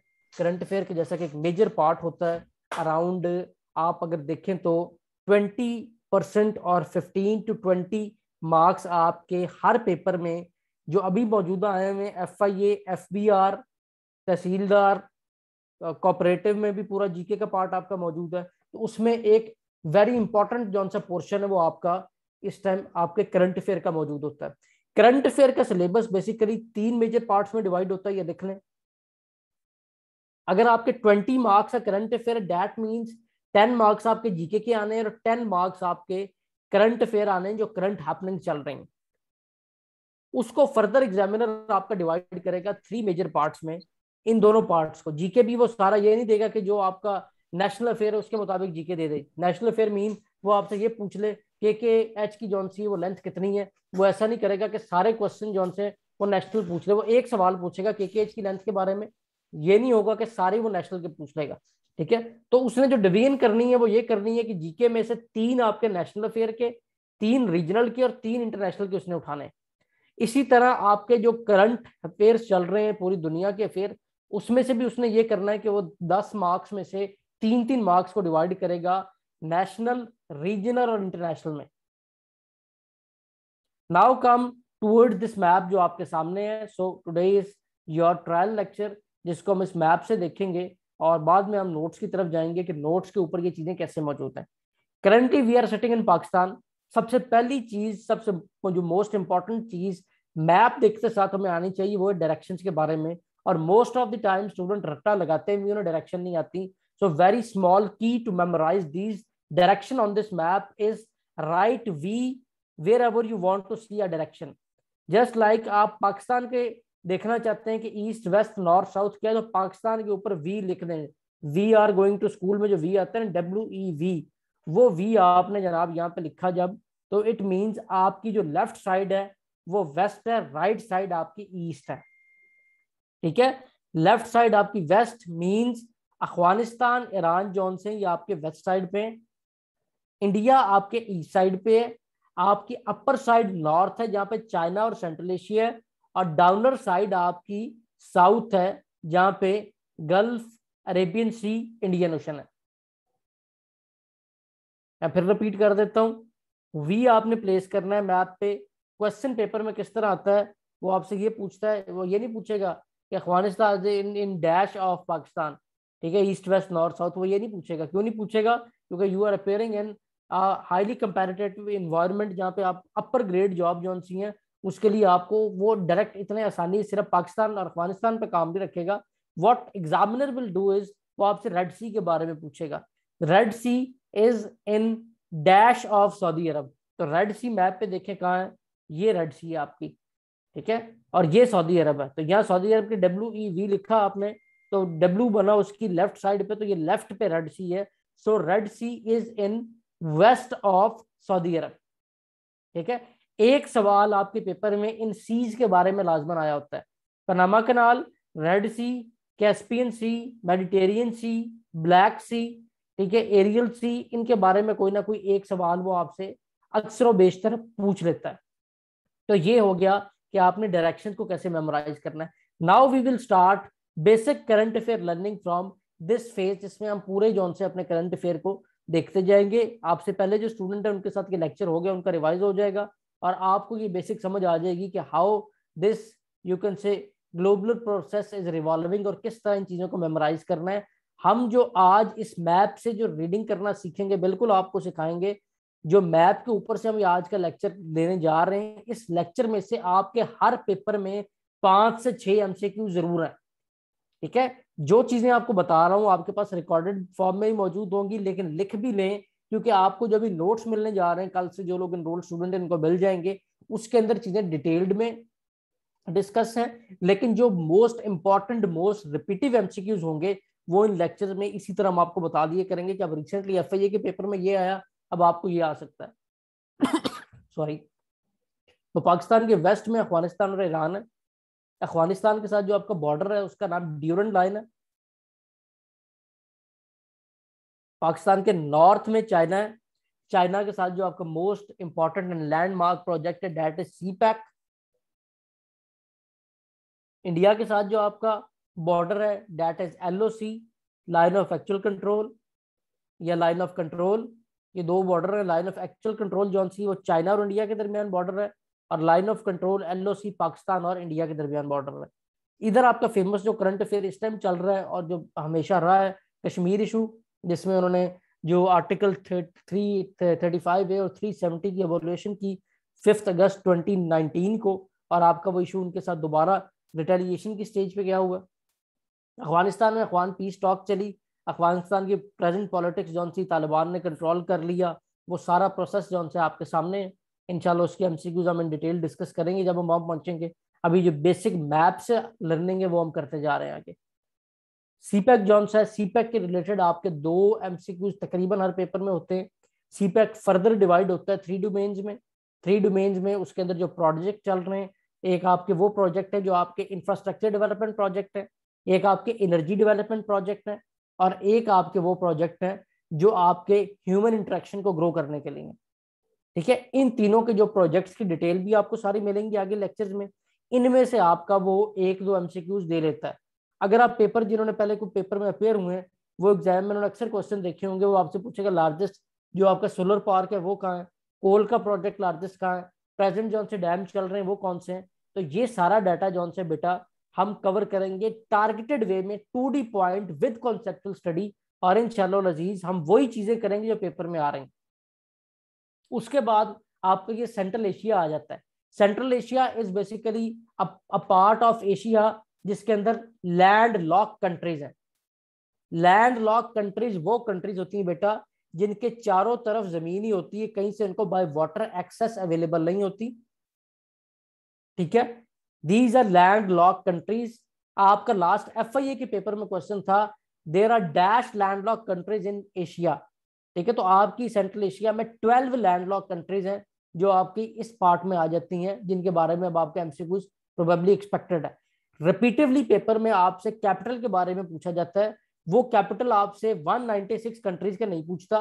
Basically जो कैपिटल आपसे पूछा जाता है, जो अभी भी आप देखेंगे बहुत सारे पेपर्स में, वो आपको या इन सेंट्रल एशियन कंट्रीज का पूछा जाएगा या इन जो ये 4 कंट्रीज हैं इंक्लूडिंग बाल्टिक स्टेट, बाल्टिक सी की वजह से इनको एस्टिवा, लेटिवा, लेटिवाना और यूक्रेन, इन 4 का कैपिटल वो आपसे पूछता है, या ये लीस्ट डेवलप अफ्रीकन कंट्रीज का पूछता है। So total there are 29 such countries जिनके कैपिटल आप याद रख रहे हैं, तो आप अपना 1 नंबर सिक्योर कर सकते हैं। 99% चांस यही है कि वो आपसे इन्हीं का कैपिटल पूछेगा। 1% जो चांस की वेरिएशन है, जिस तरह लास्ट जब आपके पेपर हो रहे थे एफआईए के, तो उस टाइम जौन सा था जी बेटा डोंट वरी, इंशाल्लाह 40 डेज में आपका सारा सिलेबस कवर होगा। बस आपने एक चीज का खास ख्याल रखना है कि जिस तरह हम करवा रहे हैं आपने रोज चीजों को कवर करना है साथ, और डोंट बी वरी 40 डेज में कवर होगा, और in duration of 2 month you will be well prepared to achieve your target with 80+ marks इंशाल्लाह। जिस पैटर्न पे आपको चलाएंगे, अगर आप उस पर चलेंगे तो ऐसे ही होगा। तो जो 1% में आपको चांस बता रहा हूँ कि वो है कि वो आपसे इसके अलावा क्वेश्चन पूछे। वो जस्ट लाइक अगर लिबिया में एक इंसिडेंट हुआ था जो एक जरा एक्सपोजर हुआ था, या कोई इस टाइम प्रेजेंट इंसिडेंट किसी ऐसी कंट्री में चल रहा हो जिस तरह अफगानिस्तान में इस टाइम चल रहा है कि अफगान गवर्नमेंट को टेक ओवर किया तालिबान ने, तो अफगानिस्तान का वो कैपिटल आपसे पूछ सकता है। ठीक है, ये एक प्रोबेबिलिटी पाई जाती है। उसके अलावा बाकी यही डाटा सेट है जिससे पूछा जाता है, इससे बाहर आपका सवाल नहीं जाता। ये होगी बात सेंट्रल एशिया की। अब अगर ओवरऑल आप एशिया की बात करें, अभी तक जहां तक हमने ये बात की, हम प्रेजेंटली जो से साउथ एशिया में फॉलो करते हैं। हमने नेशनल अफेयर को देखा, बेसिक नेशनल अफेयर को, जो हम आपको जनरल जोन से आपके फिंगर टिप्स पे होने चाहिए, जिसपे आपको पूरी एक मैप स्टडी आनी चाहिए। मैप स्टडी आपकी CSS PMS all government job exam में एमिनेंट है। Eminent mean more than important, क्योंकि without understanding this you can't understand the global happening, the current affairs, and how the circle of and cycle of world is revolving in past 100 years। और ये आपके GK में भी आना ही आना है, आपके करंट अफेयर में भी आना है, और आप ये चीजें रट्टे से बेटा नहीं कर सकते, कभी भी नहीं कर सकते।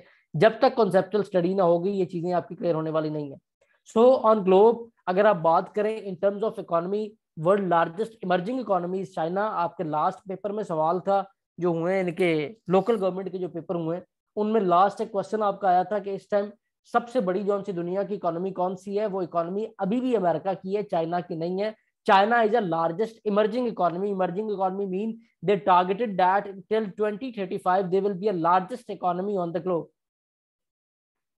आपके न्यूक्लियर आर्सेनल, आपकी इकोनॉमी, दुनिया में ये दोनों काम सबसे ज्यादा इस टाइम यूएस के पास है।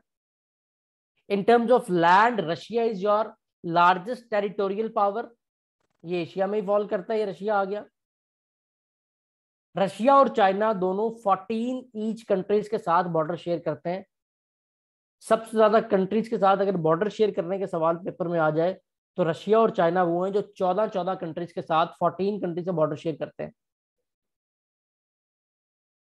कुर्बान बेटा, डबल लैंडलॉक कंट्री उसे कहते हैं जिसके साथ जो कंट्री हो वो भी लैंडलॉक हो। जिस तरह यहाँ अगर आप देखें ताजिकिस्तान को, अगर इन टर्म्स ऑफ अफगानिस्तान बात करें तो ताजिकिस्तान भी लैंडलॉक, अफगानिस्तान भी लैंडलॉक। अगर अब ये किए जाए किर्गिस्तान पे तो उसके चारों तरफ अगर देखें तो एक चाइना के अलावा बाकी सारा वो डबल लैंडलॉक साइड आ जाती। तो बेसिकली डबल लैंडलॉक कंट्री उसको कहते हैं जिसके साथ जो नेबर कंट्री है वो भी लैंडलॉक हो। Clear?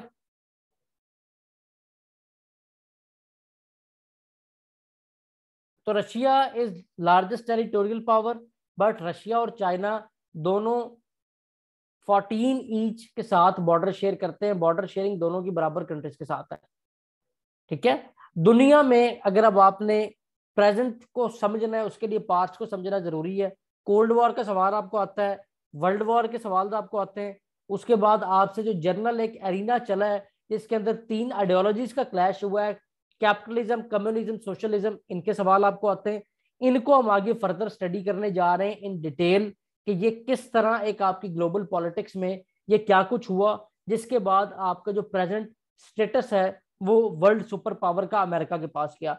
To understand that you must understand the 2 basic ideology. Russia पे बात हमारी गई है, रशिया से हमने आइडियोलॉजी को स्टार्ट किया है। रशिया की एक आइडियोलॉजी है जिसका नाम है कम्युनिज्म। आप मुझे को बता सकता है व्हाट इज कम्युनिज्म?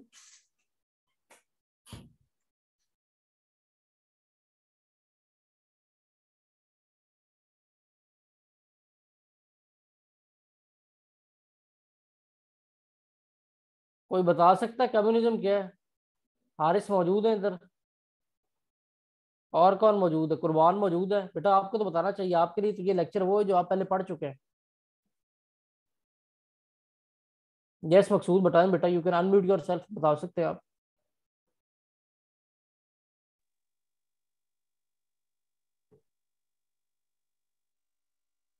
मकसूद आपकी आवाज नहीं आ रही, बोले आप।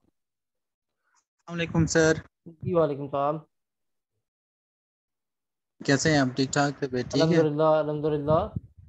बताएं जी कम्युनिज्म क्या है? सर कम्युनिज्म और कैपिटलिज्म के बारे में जो मैंने पढ़ा था, और तो कम्युनिज्म ये थी कि जो प्रॉपर्टी होती है किसी भी एरिया की, वो सारी जो है ना वो स्टेट के पास ही होती है। मतलब जो पब्लिक होती है वो कुछ चीज़ भी परचेज नहीं कर सकता। जो भी एक्सीलेंट प्रॉफिट एक्सीलेंट। हो, जो भी चीजें हो वो सारी जो है ना वो स्टेट के पास ही जाती हैं। For Very good. एग्जाम्पल, अगर मैं 1 लाख रुपए तनख्वाह महीने की कमाता हूँ और एक दूसरा आदमी 20,000 रुपये कमाता है, तो ये 1,20,000 रुपये दोनों स्टेट के पास ही जाएंगी। फिर वो हमारे Very good. कैलिबर के मुताबिक यहाँ पे पैसे डिवाइड करेंगे। अगर Excellent, मेरी excellent. फैमिली में तकरीबन 5 लोग हैं तो वो 1 लाख जो है ना वो आके 20,000 पे कड़ी हो जाएंगी, और दूसरा आदमी के घर में अगर 13 लोग हैं तो वो 20,000 पे जाके 60,000 पे कड़ी हो जाएगी।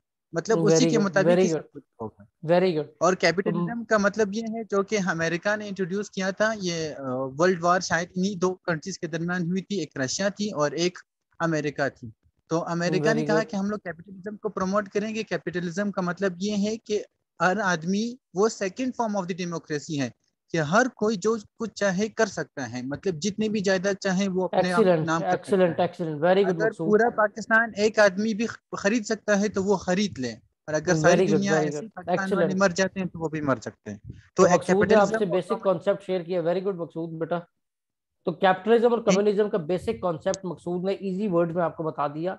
These are basically ideologies given by Russia and America. इन आइडियोलॉजीज के ऊपर आपकी world war 1, world war 2, cold war और प्रेजेंट जो अखवान कॉन्सेप्ट रहा है वो सारा बेस करता है। अगर आप उन्हें समझना चाहते हैं तो आपको कैपिटलिज्म कम्युनिज्म का पता होना चाहिए। आई वॉज एक्सपेक्टिंग कि हारिस और कुर्बान बताएंगे, बट चले मकसूद, वेरी गुड, आपने बताया। कम्युनिज्म मैं आपको बता देता हूँ जिनको नहीं पता उनके लिए। कम्युनिज्म वॉज एन आइडियोलॉजी जो रशिया वालों ने दी थी, जो ये कहते हैं कि इख्तियार, अल्टीमेट पावर स्टेट के पास होगी। जितने इकोनॉमिक रिसोर्सेज है वो स्टेट ओन करेगी और उसे आगे फर्दर डिवाइड करेगी अकॉर्डिंग टू अ नीड। ठीक है, जबकि कैपिटलिज्म जो से ये फ्री विल ऑफ पीपल की बात करता है, डेमोक्रेसी की बात करता है। कैपिटलिज्म के 2 बेसिक प्रिंसिपल है, one is laissez faire economy and other is democracy. Democracy का आपको पता है जिसमें वो कहते हैं आज़ादी हो। लेसर फेयर इकोनॉमी वो कहते हैं कि जो मुआशी मामलात हैं उनमें हुकूमत कोई जो अमल दखल नहीं करेगी। That will be settled according to the need of people and by the people for the people. अगर किसी के पास पैसा ज्यादा है वो जो कुछ मर्जी करे, अप टू हिम, वो सिर्फ स्टेट को टैक्स दे, स्टेट को और कोई इख्तियार नहीं कि उसका पैसा छीन के किसी और को दे। इसके बरक्स एक तीसरी आइडियोलॉजी दुनिया में आई जिसका नाम सोशलिज्म था। ये चाइनीज आइडियोलॉजी थी जो ये कहती थी कि ना कैपिटलिज्म अच्छा है ना कम्युनिज्म अच्छा है, there will be a balance between both of ideology. Up to some extend आपके पास आजादी होगी और उसके बाद आपकी प्रॉपर्टी को, आपके रिसोर्सेज को स्टेट ओन करेगी। This was basically a concept given under the umbrella of socialism by China. So these are 3 basic ideology जो पूरी दुनिया पे रही हैं। इनके दरमियान जंगें स्टार्ट होती हैं। पहला जो सा इन दोनों के अंदर लड़ाई स्टार्ट हुई वो एक कोल्ड वॉर का फेज स्टार्ट हो गया, जबकि ये आइडियोलॉजीज आई स्टार्ट हो गई। अब आपको इस एग्जाम को क्लियर करने के लिए लास्ट 100 ईयर जो 20th सेंचुरी है उसकी बेसिक इंफॉर्मेशन के बारे में पता होना चाहिए। उसके अंदर 10 से 15 एमसीक्यूज हैं जो आपके लिए इंपॉर्टेंट है, बाकी 100 साल आपके लिए इंपॉर्टेंट नहीं है। But world war 1, world war 2, organization की फॉर्मेशन और जो ग्लोबल इस तरह के परस्पेक्टिव रहे जो इंटरनेशनली बहुत ज्यादा अहमियत रखते थे या पाकिस्तान से अटैच थे, उनका हमें पता होना चाहिए। सो दुनिया पे जो निज़ाम था by start of 20th century and end of 19th century, that was multipolar system. Multipolar system इसको रिप्रेजेंट करता है कि पूरी दुनिया पे बहुत सारी पावर्स मौजूद थी। ठीक है, जो पावर्स आपस में उनका क्लैश हुआ and 1914 till 1918 there was a destructive world war 1 जिसके अंदर ये सारी पावर आपस में लड़ी। 1918 में एक ऑर्गेनाइजेशन बन जाती है लीग ऑफ नेशन जिसका नाम था ट्रीटी ऑफ वर्साइल्स के आउटपुट में बनी थी। 1920 की इसकी फॉर्मेशन है। ये ऑर्गेनाइजेशन फर्दर वर्ल्ड वॉर 2 के बाद यूनाइटेड नेशन में कन्वर्ट होती है। ये इस वजह से याद रखना हमारे लिए जरूरी है। इस ऑर्गेनाइजेशन का पर्पस ये होता है कि दुनिया में ऐसी जंग दोबारा ना हो, बट इवेंचुअली दोबारा दुनिया को एक और जंगी अजीम का सामना हुआ और 1939 से 1945 तक वर्ल्ड वॉर 2 हुई। इसमें आपके लिए सिर्फ इतना ही जरूरी है, उसके बाद जो फेज शुरू हुआ that was named as a phase of cold war, जो रशिया और यूएस के दरमियान जंग थी। इस टाइम दुनिया का जो फेज है वो कन्वर्ट हो गया था मल्टीपोलर से बाइपोलर पे। ठीक है, ये दोनों कंट्रीज आमने सामने थी। इन कंट्रीज का एक ही था कि ज्यादा से ज्यादा कंट्रीज को अपनी आइडियोलॉजी पे हम साथ असाइन करें, ज्यादा से ज्यादा एरिया कैप्चर करें। इसलिए रशिया ने कब्जा कर रखा था इन स्टेट्स पे टिल ईस्ट जर्मनी, और यहाँ से जो यूएस है अंडर नेटो, सीटो, सेंटो अलायंसेस, इन्होंने आपका अफ्रीका, आपका एशिया और आपका इवन के यूरोप जो है वेस्ट यूरोप, वो सब पे जो अल्टीमेट होल्ड है वो यूएस का था। और ये फेज था जो दुनिया पे रहा आपका बाइपोलर फेज इसको कहलाता है। बाइपोलर मीन के दो मेन पावर दुनिया पे रही, वन वाज रशिया और अदर वाज यूएस। इन दोनों के दरमियान जो मेन स्टेज ऑफ वॉर बना वो आपका 19, गुड क्वेश्चन बेटा, अभी आपको बताते हैं क्या फर्क है दोनों में। वो 1979 से 1991 का था, जो आपका stage of cold war, stage of proxy war कहलाता है, जो अफगान वॉर में था। ठीक है, ये 100 साल के एमसीक्यू जो आपको निचोड़ निकाल के बता रहा हूँ, फिर हम आगे अपना फॉरवर्ड मूव कर जाएंगे, लेकिन ये लेक्चर आपका दोबारा रिपीट नहीं होना। ये जो मैप के ऊपर बेसिक कॉन्सेप्ट है इनको अच्छी तरह समझ लें। ये चीजें आप दोबारा रिकॉर्डिंग सुन के भी चाहे मेमोराइज करें, आपने जरूर मेमोराइज करनी। कोल्ड वॉर के बारे में आपके पेपर में बेशतर सवाल आते हैं। कोल्ड वॉर उस जंग को कहते हैं जो ऐसी दो कंट्रीज के दरमियान हो जो हर प्लेटफॉर्म में एक दूसरे को नुकसान पहुंचा रहे हो, पर डायरेक्ट फौजी हमला एक दूसरे की स्टेट्स के ऊपर ना कर रहे हो। प्रॉक्सी वॉर वो जंग होती है जिसमें वो हर तरह नुकसान भी पहुंचा रहे हैं, उसके साथ साथ वो बाकायदा तौर पे एक दूसरे की आर्मी किसी तीसरी जगह पे भेज के जंग भी कर रहे हैं, जो अफगानिस्तान में हुआ कि डायरेक्टली वहां पे अफगान आर्मी के साथ साथ रशियन आर्मी मौजूद थी, अमेरिकन आर्मी मौजूद थी, तालिबान मौजूद थे। तो ये जो खिचड़ी पकी हुई थी इसको हम प्रॉक्सी वॉर कहते हैं, just because the cold war was from 1945 till 1991 and this phase of cold war plus proxy war was 1979 to 1991। अब लास्ट एफआईए के पेपर में भी इसके बारे में सवाल था कि रशिया के या यूएसएसआर के या कम्युनिस्टिक ब्लॉक के टूटने की वजह क्या थी। उसने ऑप्शंस दी हुई थी, इकोनॉमिक फेलियर था, स्ट्रेटेजिक फेलियर था, डिफेंसिव फेलियर था, सोशल फेलियर था, और एक ऑप्शन उन्होंने दी हुई थी कि ऑल ऑफ दीज था। मोस्ट ऑफ यू जो था वो इस तरफ गए कि वो डिफेंसिव फेलियर था, डिफेंड नहीं कर सके, जंग हार गए, but this was not a right answer. Basically क्या हुआ था कि यूएसएसआर, रशियन फेडरेशन की इकोनॉमी इतनी कमजोर हो गई थी कि वो अपने साथ जो अलाइन कंट्रीज हैं उनको वो फंड नहीं कर पा रही थी, और अल्टीमेटली ये जंग वो हारे। और इस हारने के बाद यूएसएसआर टूटा और पूरी दुनिया पे एक सोल सुपर पावर बची जिसका नाम अमेरिका था। ठीक है, तो this was a discussion about cold war and proxy war. Any question up till now?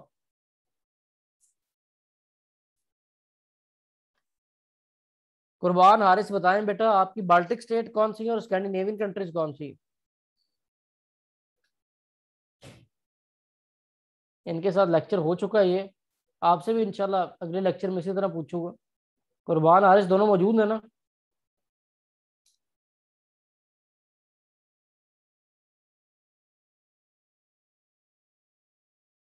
चले कोई नहीं बेटा, इन चीज़ों को मेमोराइज करें, याद करेंगे तो काम होना है। इसलिए दोबारा आपको अच्छा एक चांस मिल गया, इनके साथ आप भी चीज़ें दोबारा सुन रहे हैं। These are a most important MCQs, जो आपका एक लेक्चर अगर पास पेपर उठा के देखें तो 4-5 एमसीक्यूज आपकी आज की इस लेक्चर से निकलते हैं। तो खैर उसके साथ साथ जब अब ये वर्ल्ड सिस्टम जो सा था फॉरवर्ड मूव किया, तो आपका जो दुनिया है वो 1991 के बाद जिस स्टेज पे चलेगी उसको हम कहते हैं यूनिपोलर वर्ल्ड, यानी there was only one power, that was America.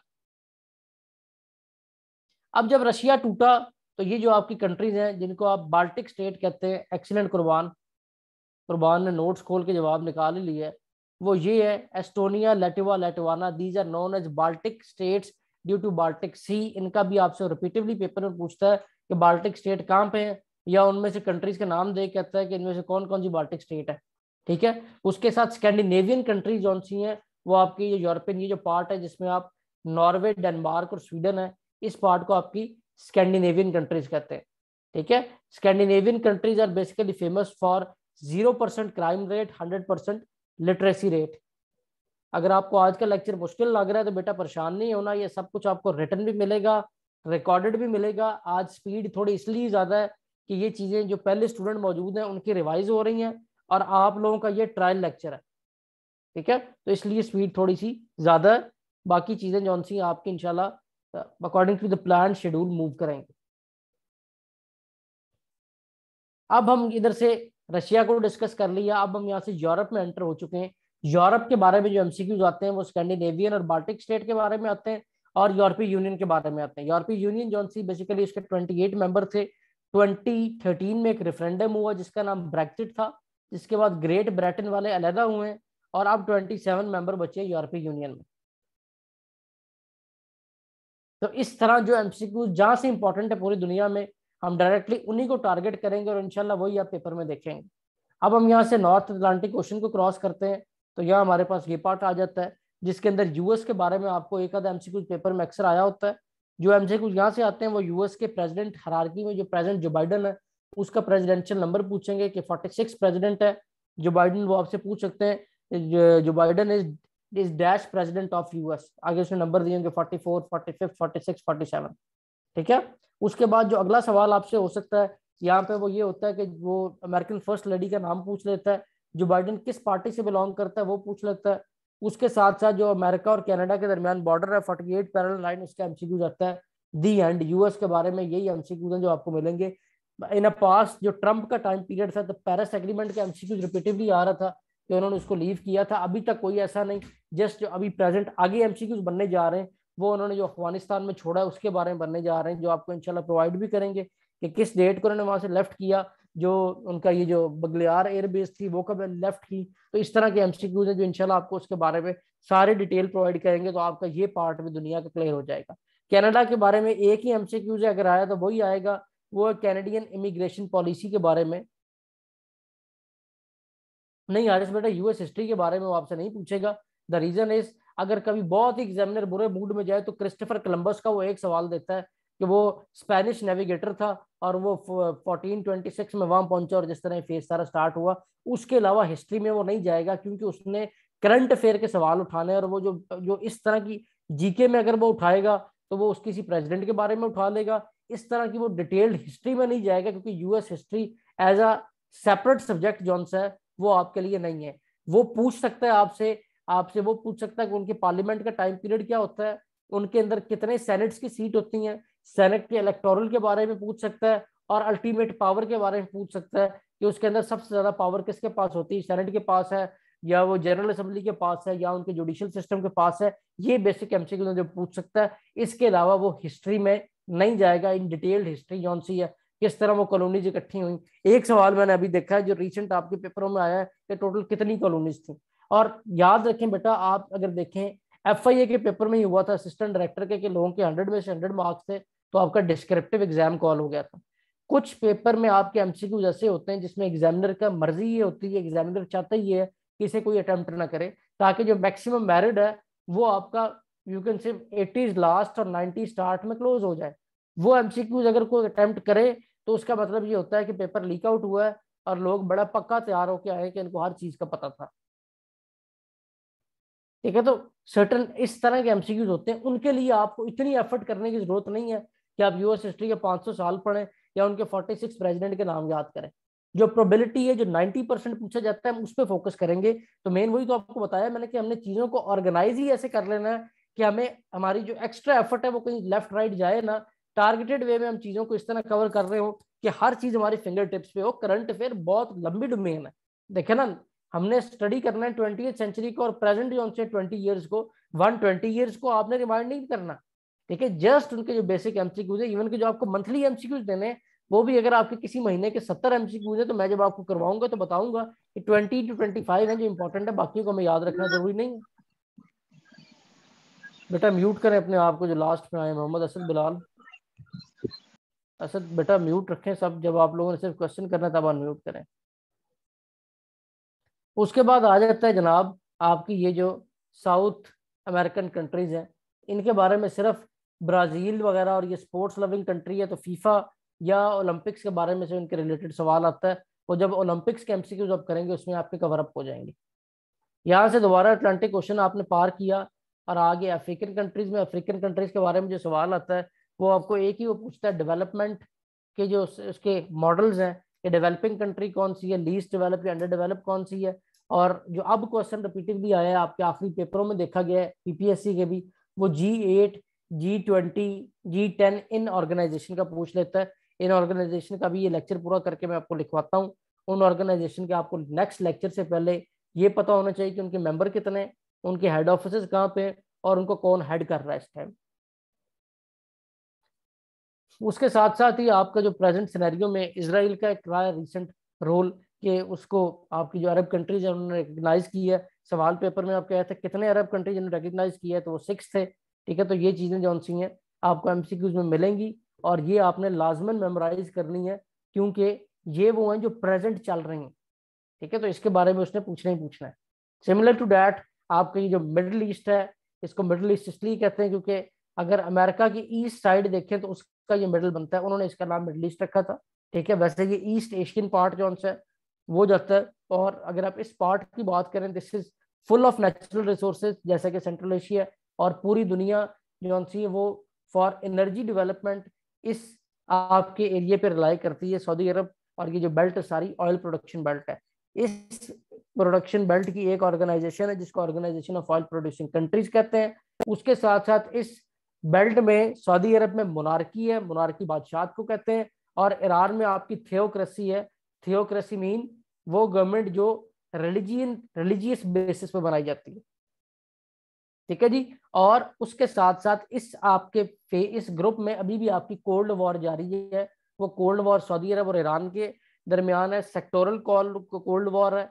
इन दोनों की बैक में फिर अमेरिका और रशिया मौजूद है।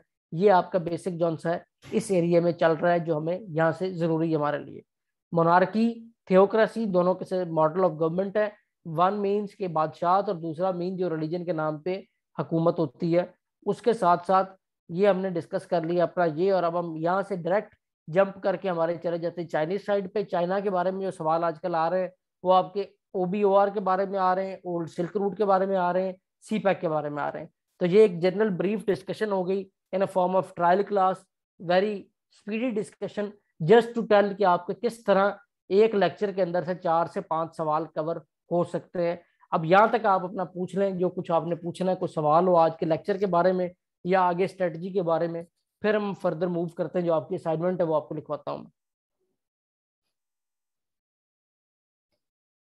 आप लोग अनम्यूट करके पूछ सकते हैं जिसका कोई भी क्वेश्चन हो।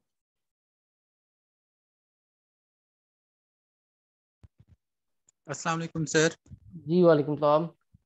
सर मेरा एक क्वेश्चन है कि वो जो आपने कहा था यूनिपोलर और बाईपोलर और मल्टीपोलर जो थी ना, बाईपोलर को तो मुझे समझा कि अमेरिका और रशिया हो गए। यूनिपोलर का तो वो हो गया कि अमेरिका लास्ट में डिक्लेयर हो गया था कि वो एक ही सुपर पावर है। जी तो ये जो मल्टीपोलर सिस्टम था ये मुझे समझ नहीं है कि अगर आप मुझे इसके मसूद बारे में बेटा, थोड़ा सा। मल्टीपोलर सिस्टम उस सिस्टम को कहते हैं जब बहुत ज्यादा पावर जो सी एक ही जगह मौजूद हो, ठीक है। जिस तरह उस टाइम पे अगर आप देखें तो आपकी जो एक्सेस और सेंट्रल पावर थी वर्ल्ड वॉर 1 में, अगर आप उनकी डिवीजन को उठा के देखें तो वहां पे क्या हो रहा था उस टाइम कि आपकी जो बेसिक पावर्स है वो 2 ग्रुप्स में डिवाइड थी। और काफी ज्यादा कंट्रीज थी जो पावरफुल कंट्री, जिसने छोटी कंट्रीज को कॉलोनी बनाया हुआ था अपनी, और वो पूरी दुनिया पे रूल कर रही थी। आपकी जो स्लाइड्स आपको प्रोवाइड की जाएंगी ना, उसमें इसकी स्लाइड है, मैं वो खोल रहा हूँ, आपको उससे मजीद नजर आएगा ये चीजें। ये देखें, ये पूरी दुनिया पे एक सिस्टम रहा है जिस तरह ये रहा है। उस टाइम ऑस्ट्रिया भी पावर थी, ग्रेट ब्रिटेन भी थी, रशिया भी था, ठीक है, फ्रांस भी था। अब ये कंट्री सारी जौन सी थी, इन्होंने जो लीस्ट डेवलप के अंडर डेवलप कंट्रीज है उनको भी कंट्रोल किया हुआ था, ठीक है। ये करते क्या थे कि उन जो कंट्रीज को कॉलोनी बना के वहां से रॉ मटेरियल रिसोर्सेज को एब्स्ट्रैक्ट करते थे और अपनी इकोनॉमी में यूटिलाइज करते थे।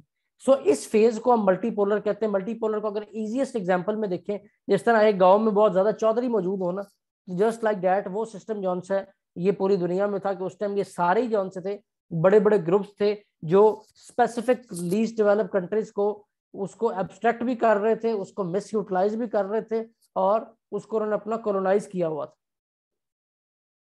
क्लियर? और सर मेरा एक क्वेश्चन ये है कि जो आपने सीपेक के बारे में बताया था ना कि एक इंफ्रास्ट्रक्चर है और दूसरा जो है ना वो एनर्जी स्ट्रक्चर है, और वो जो तीसरा समझ नहीं आया कि वो क्या था। वो ह्यूमन डेवलपमेंट था मकसूद, उसका नाम था ह्यूमन डेवलपमेंट प्रोजेक्ट। इंशाल्लाह आगे हम सारा डिस्कस करेंगे, आपको इनके सारे डिटेल भी लिखवाऊंगा कौन कौन से प्रोजेक्ट है और उन्हीं के बारे में सवाल इनसे आता है।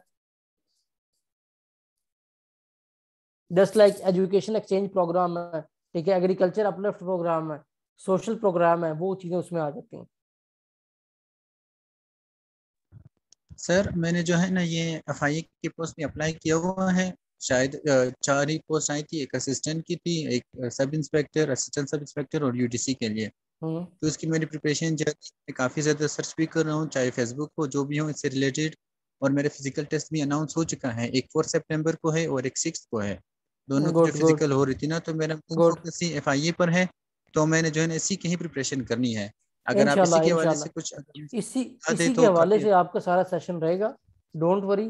ठीक है, सारा जो आपका जी मॉडल है वो इसी तरह डिजाइन किया क्योंकि आपका सिलेबस सेम है। ठीक है, जिस तरह जी मैं जी। अभी आपको बताया कि एफआईए में ये क्वेश्चन आए। एफआईए में अल्हम्दुलिल्लाह हमारे इस टाइम 8 से 9 स्टूडेंट हुए जो एफआईए में सर्व कर रहे हैं। इंशाल्लाह आपका आगे फर्दर उनसे भी इंटरेक्शन होगा। ठीक है, जो हमारे पास ही एग्जाम क्लियर करके स्टेज पे पहुंचे हुए हैं। और सर आज मैंने देखा था कि उन्होंने ये भी कहा था कि मॉडर्न पुलिस में भी शायद 2400 से ज्यादा मोटर जो है ना वो वो सीट भी आ आ रही रही है। हैं और एफआईए में भी आ रही हैं, असिस्टेंट डायरेक्टर की भी सीट्स आ रही हैं एफआईए में दोबारा। उसी की भी तो मैंने इसके बारे से थोड़ी सी प्रिपरेशन करनी थी।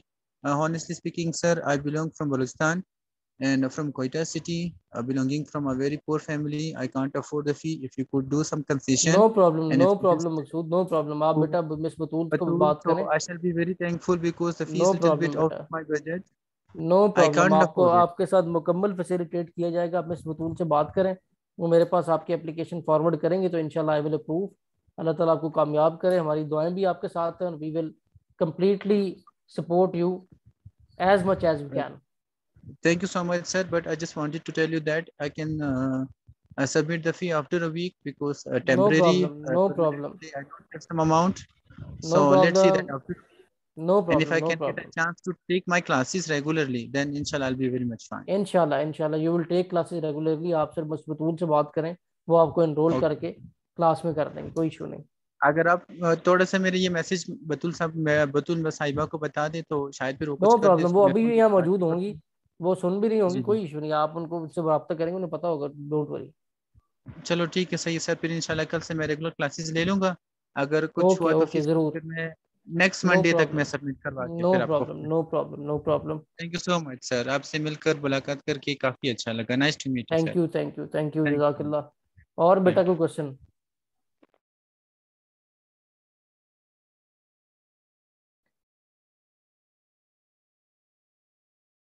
आज के लेक्चर समझ आया या नहीं आया ये बताएं। मुश्किल था, आसान था? सर काफी ज्यादा अच्छा था, आसान भी था। और ये क्या जो मुश्किल में आपकी था? इसी पे जो आपने पहले वीडियो बनाया था ना, शायद वो चाइल्ड क्लास मैंने चेक किया था, तो ये क्वेश्चन मैंने हाँ, उसी टाइम ही नोट किए थे। बिल्कुल तो इसी बिल्कुल वजह से बिल्कुल। मैंने ये क्वेश्चन आपसे किया था कि ये मसला था ना, और वापस मैंने पूछ लिया था। नो तो ये प्रॉब्लम। वर्ल्ड वेब सर, अगर मैं बात करूं, मैंने आर्मी में भी अप्लाई किया था आफ्टर एफएससी। तो 2 दफा मैं आईएसएसबी नॉट रिकमेंडेड हूं ना। तो वही में भी अच्छा, ये बाल्टिक स्टेट्स और कैनेडियन ये चीजें कंट्रीज, ये ऐसी लैंड होता ऑफ है। कंट्रीज। मकसूद, मैंने आपको बताया कि अराउंड 500 प्लस इंटरव्यूज हैं जो हमने खुद कंडक्ट किए हैं फॉर वेरियस पोस्ट ऑफ जी जो गवर्नमेंट या इंटरनेशनल प्रोजेक्ट्स की। ये बेसिक चीजें हैं, तो हमने आपका मॉडल ही ऐसा डिजाइन किया। दानिश कह रहे हैं स्पीड बहुत तेज थी सर आपकी। डोंट वरी बेटा, क्लासेस में स्पीड तेज नहीं होगी। आज एक जस्ट हमारा एक डेमो सेशन था, और जो आपकी फर्दर क्लासेस हैं वो डाटा आपको अच्छा खासा प्रोवाइड किया जाएगा। मतलब हर क्लास आपके लिए इतनी फ्रूटाइल होगी कि उसमें आप 3 से 4 नंबर गेन कर रहे होंगे हर सब्जेक्ट में। ठीक है, तो इंशाल्लाह अजीज, जी जी। लेकिन स्पीड जो सी जरा थोड़ी इससे जरा मॉडरेट लेवल की होगी ताकि आप लिख भी सके और आपको समझ भी आए।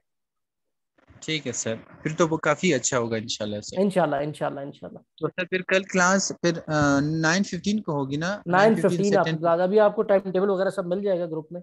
इंशाल्लाह 9:15 पे कल आपकी क्लास है। ठीक है sir, thank you so much. सिर्फ मेरा ये मैसेज बतुल साहिबा को कन्वे कर दे कि मैं क्लासेस फिर एक हफ्ते के बाद कर नो लूंगा और प्रॉब्लम, मैं नो कुछ प्रॉब्लम, क्लासेस। No problem. आप उन्हें थैंक बता दें, वो नो प्रॉब्लम, वो पहले रिजॉल्व कर लेंगे। ठीक है।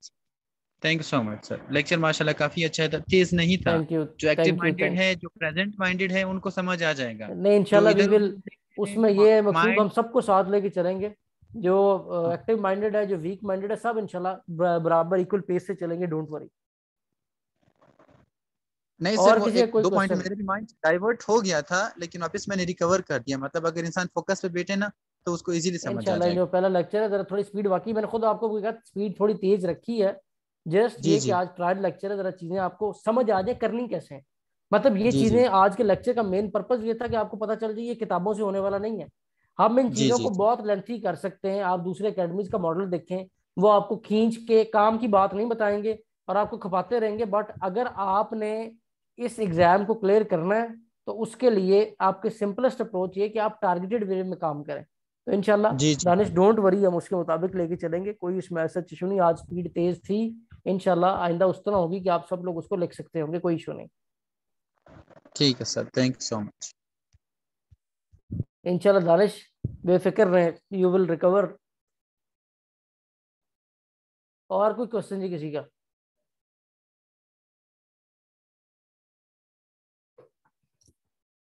चलें जी, best of luck. Tomorrow is your class of Pak affair with sir Zainul Abidin, जो कि माशाल्लाह CSS PMS क्वालिफाइड हैं, FIA का असिस्टेंट डायरेक्टर का एग्जाम भी क्लियर कर चुके हैं, और उसके साथ साथ assistant registrar cooperatives head office Lahore posted है, ग्रेड 17 सीट अंदर गवर्नमेंट ऑफ पाकिस्तान। ठीक है, तो कल आपकी उनके साथ पाक फेयर की क्लास होगी, और इसी तरह आपका जो फर्दर है वो हर टीचर का आपके साथ साथ चलता जाएगा।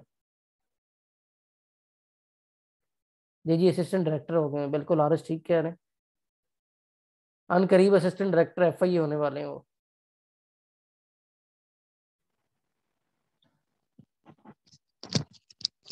सर जी बहुत शुक्रिया, आपने बहुत अच्छे लेक्चर डिलीवर की सर। थैंक यू जी, थैंक यू। तो बेस्ट ऑफ लक, इंशाल्लाह see you in next class.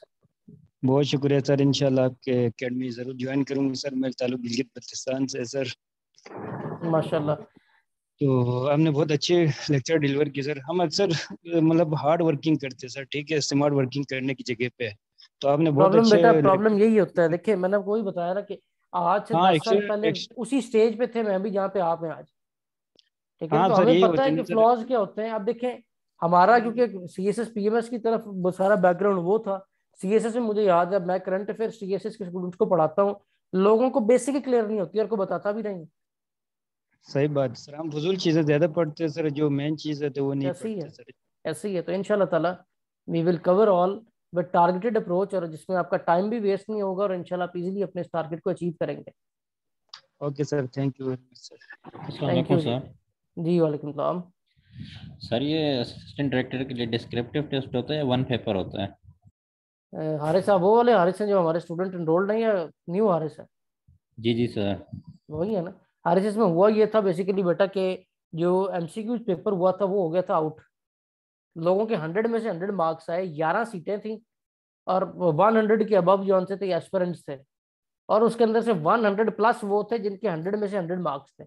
तो उन्हें मैंने को बताया कुछ क्वेश्चन एग्जामिनर ने ऐसे छोड़े होते हैं कि इसके आंसर कोई भी ना दे, तो उन्होंने उसलिए डिस्क्रिप्टिव कॉल किया। वैसे हर पेपर का डिस्क्रिप्टिव कॉल नहीं होता, नॉर्मली आपका MCQ बेस पेपर ही होता है। और अब उन्होंने इतनी सख्ती कर दी है कि आप मेहनत करके डायरेक्ट कॉन्सेप्चुअल अप्रोच से ये एग्जाम क्लियर करेंगे, अब वो पहले की तरह पेपर आउट नहीं होगा इंशाल्लाह। सर अब इसका क्या मेथड है, मतलब कि अब ये जो कंपल्सरी सब्जेक्ट होते हैं CSS के, इसके यही सब्जेक्ट है अब FIA के? नहीं नहीं, FIA के ये नहीं है। FIA के बेसिकली जो लास्ट डिस्क्रिप्टिव हुआ था, डिस्क्रिप्टिव का जो सब्जेक्ट थे वो थे इस्लामिक स्टडी, इंग्लिश और करंट अफेयर। ठीक है, पहले आपका MCQ पेपर ही होना है। MCQ पेपर में यही आपके जो से 9 सब्जेक्ट हैं जो आपको दिखाए हैं, जिनको अभी हम स्टार्ट करने जा रहे हैं। वो क्लियर करने के बाद जो है जिन लोगों को क्लियर करेंगे उसका ब्रेक इवन निकाल के डिस्क्रिप्टिव लेंगे। अगर जरूरत पड़ी तो इंशाल्लाह, अगर हुआ तो आपको उसकी प्रिपरेशन भी करवाएंगे, डोंट वरी।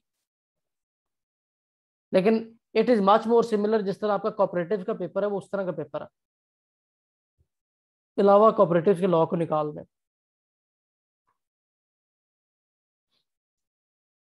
और कोई क्वेश्चन किसी का?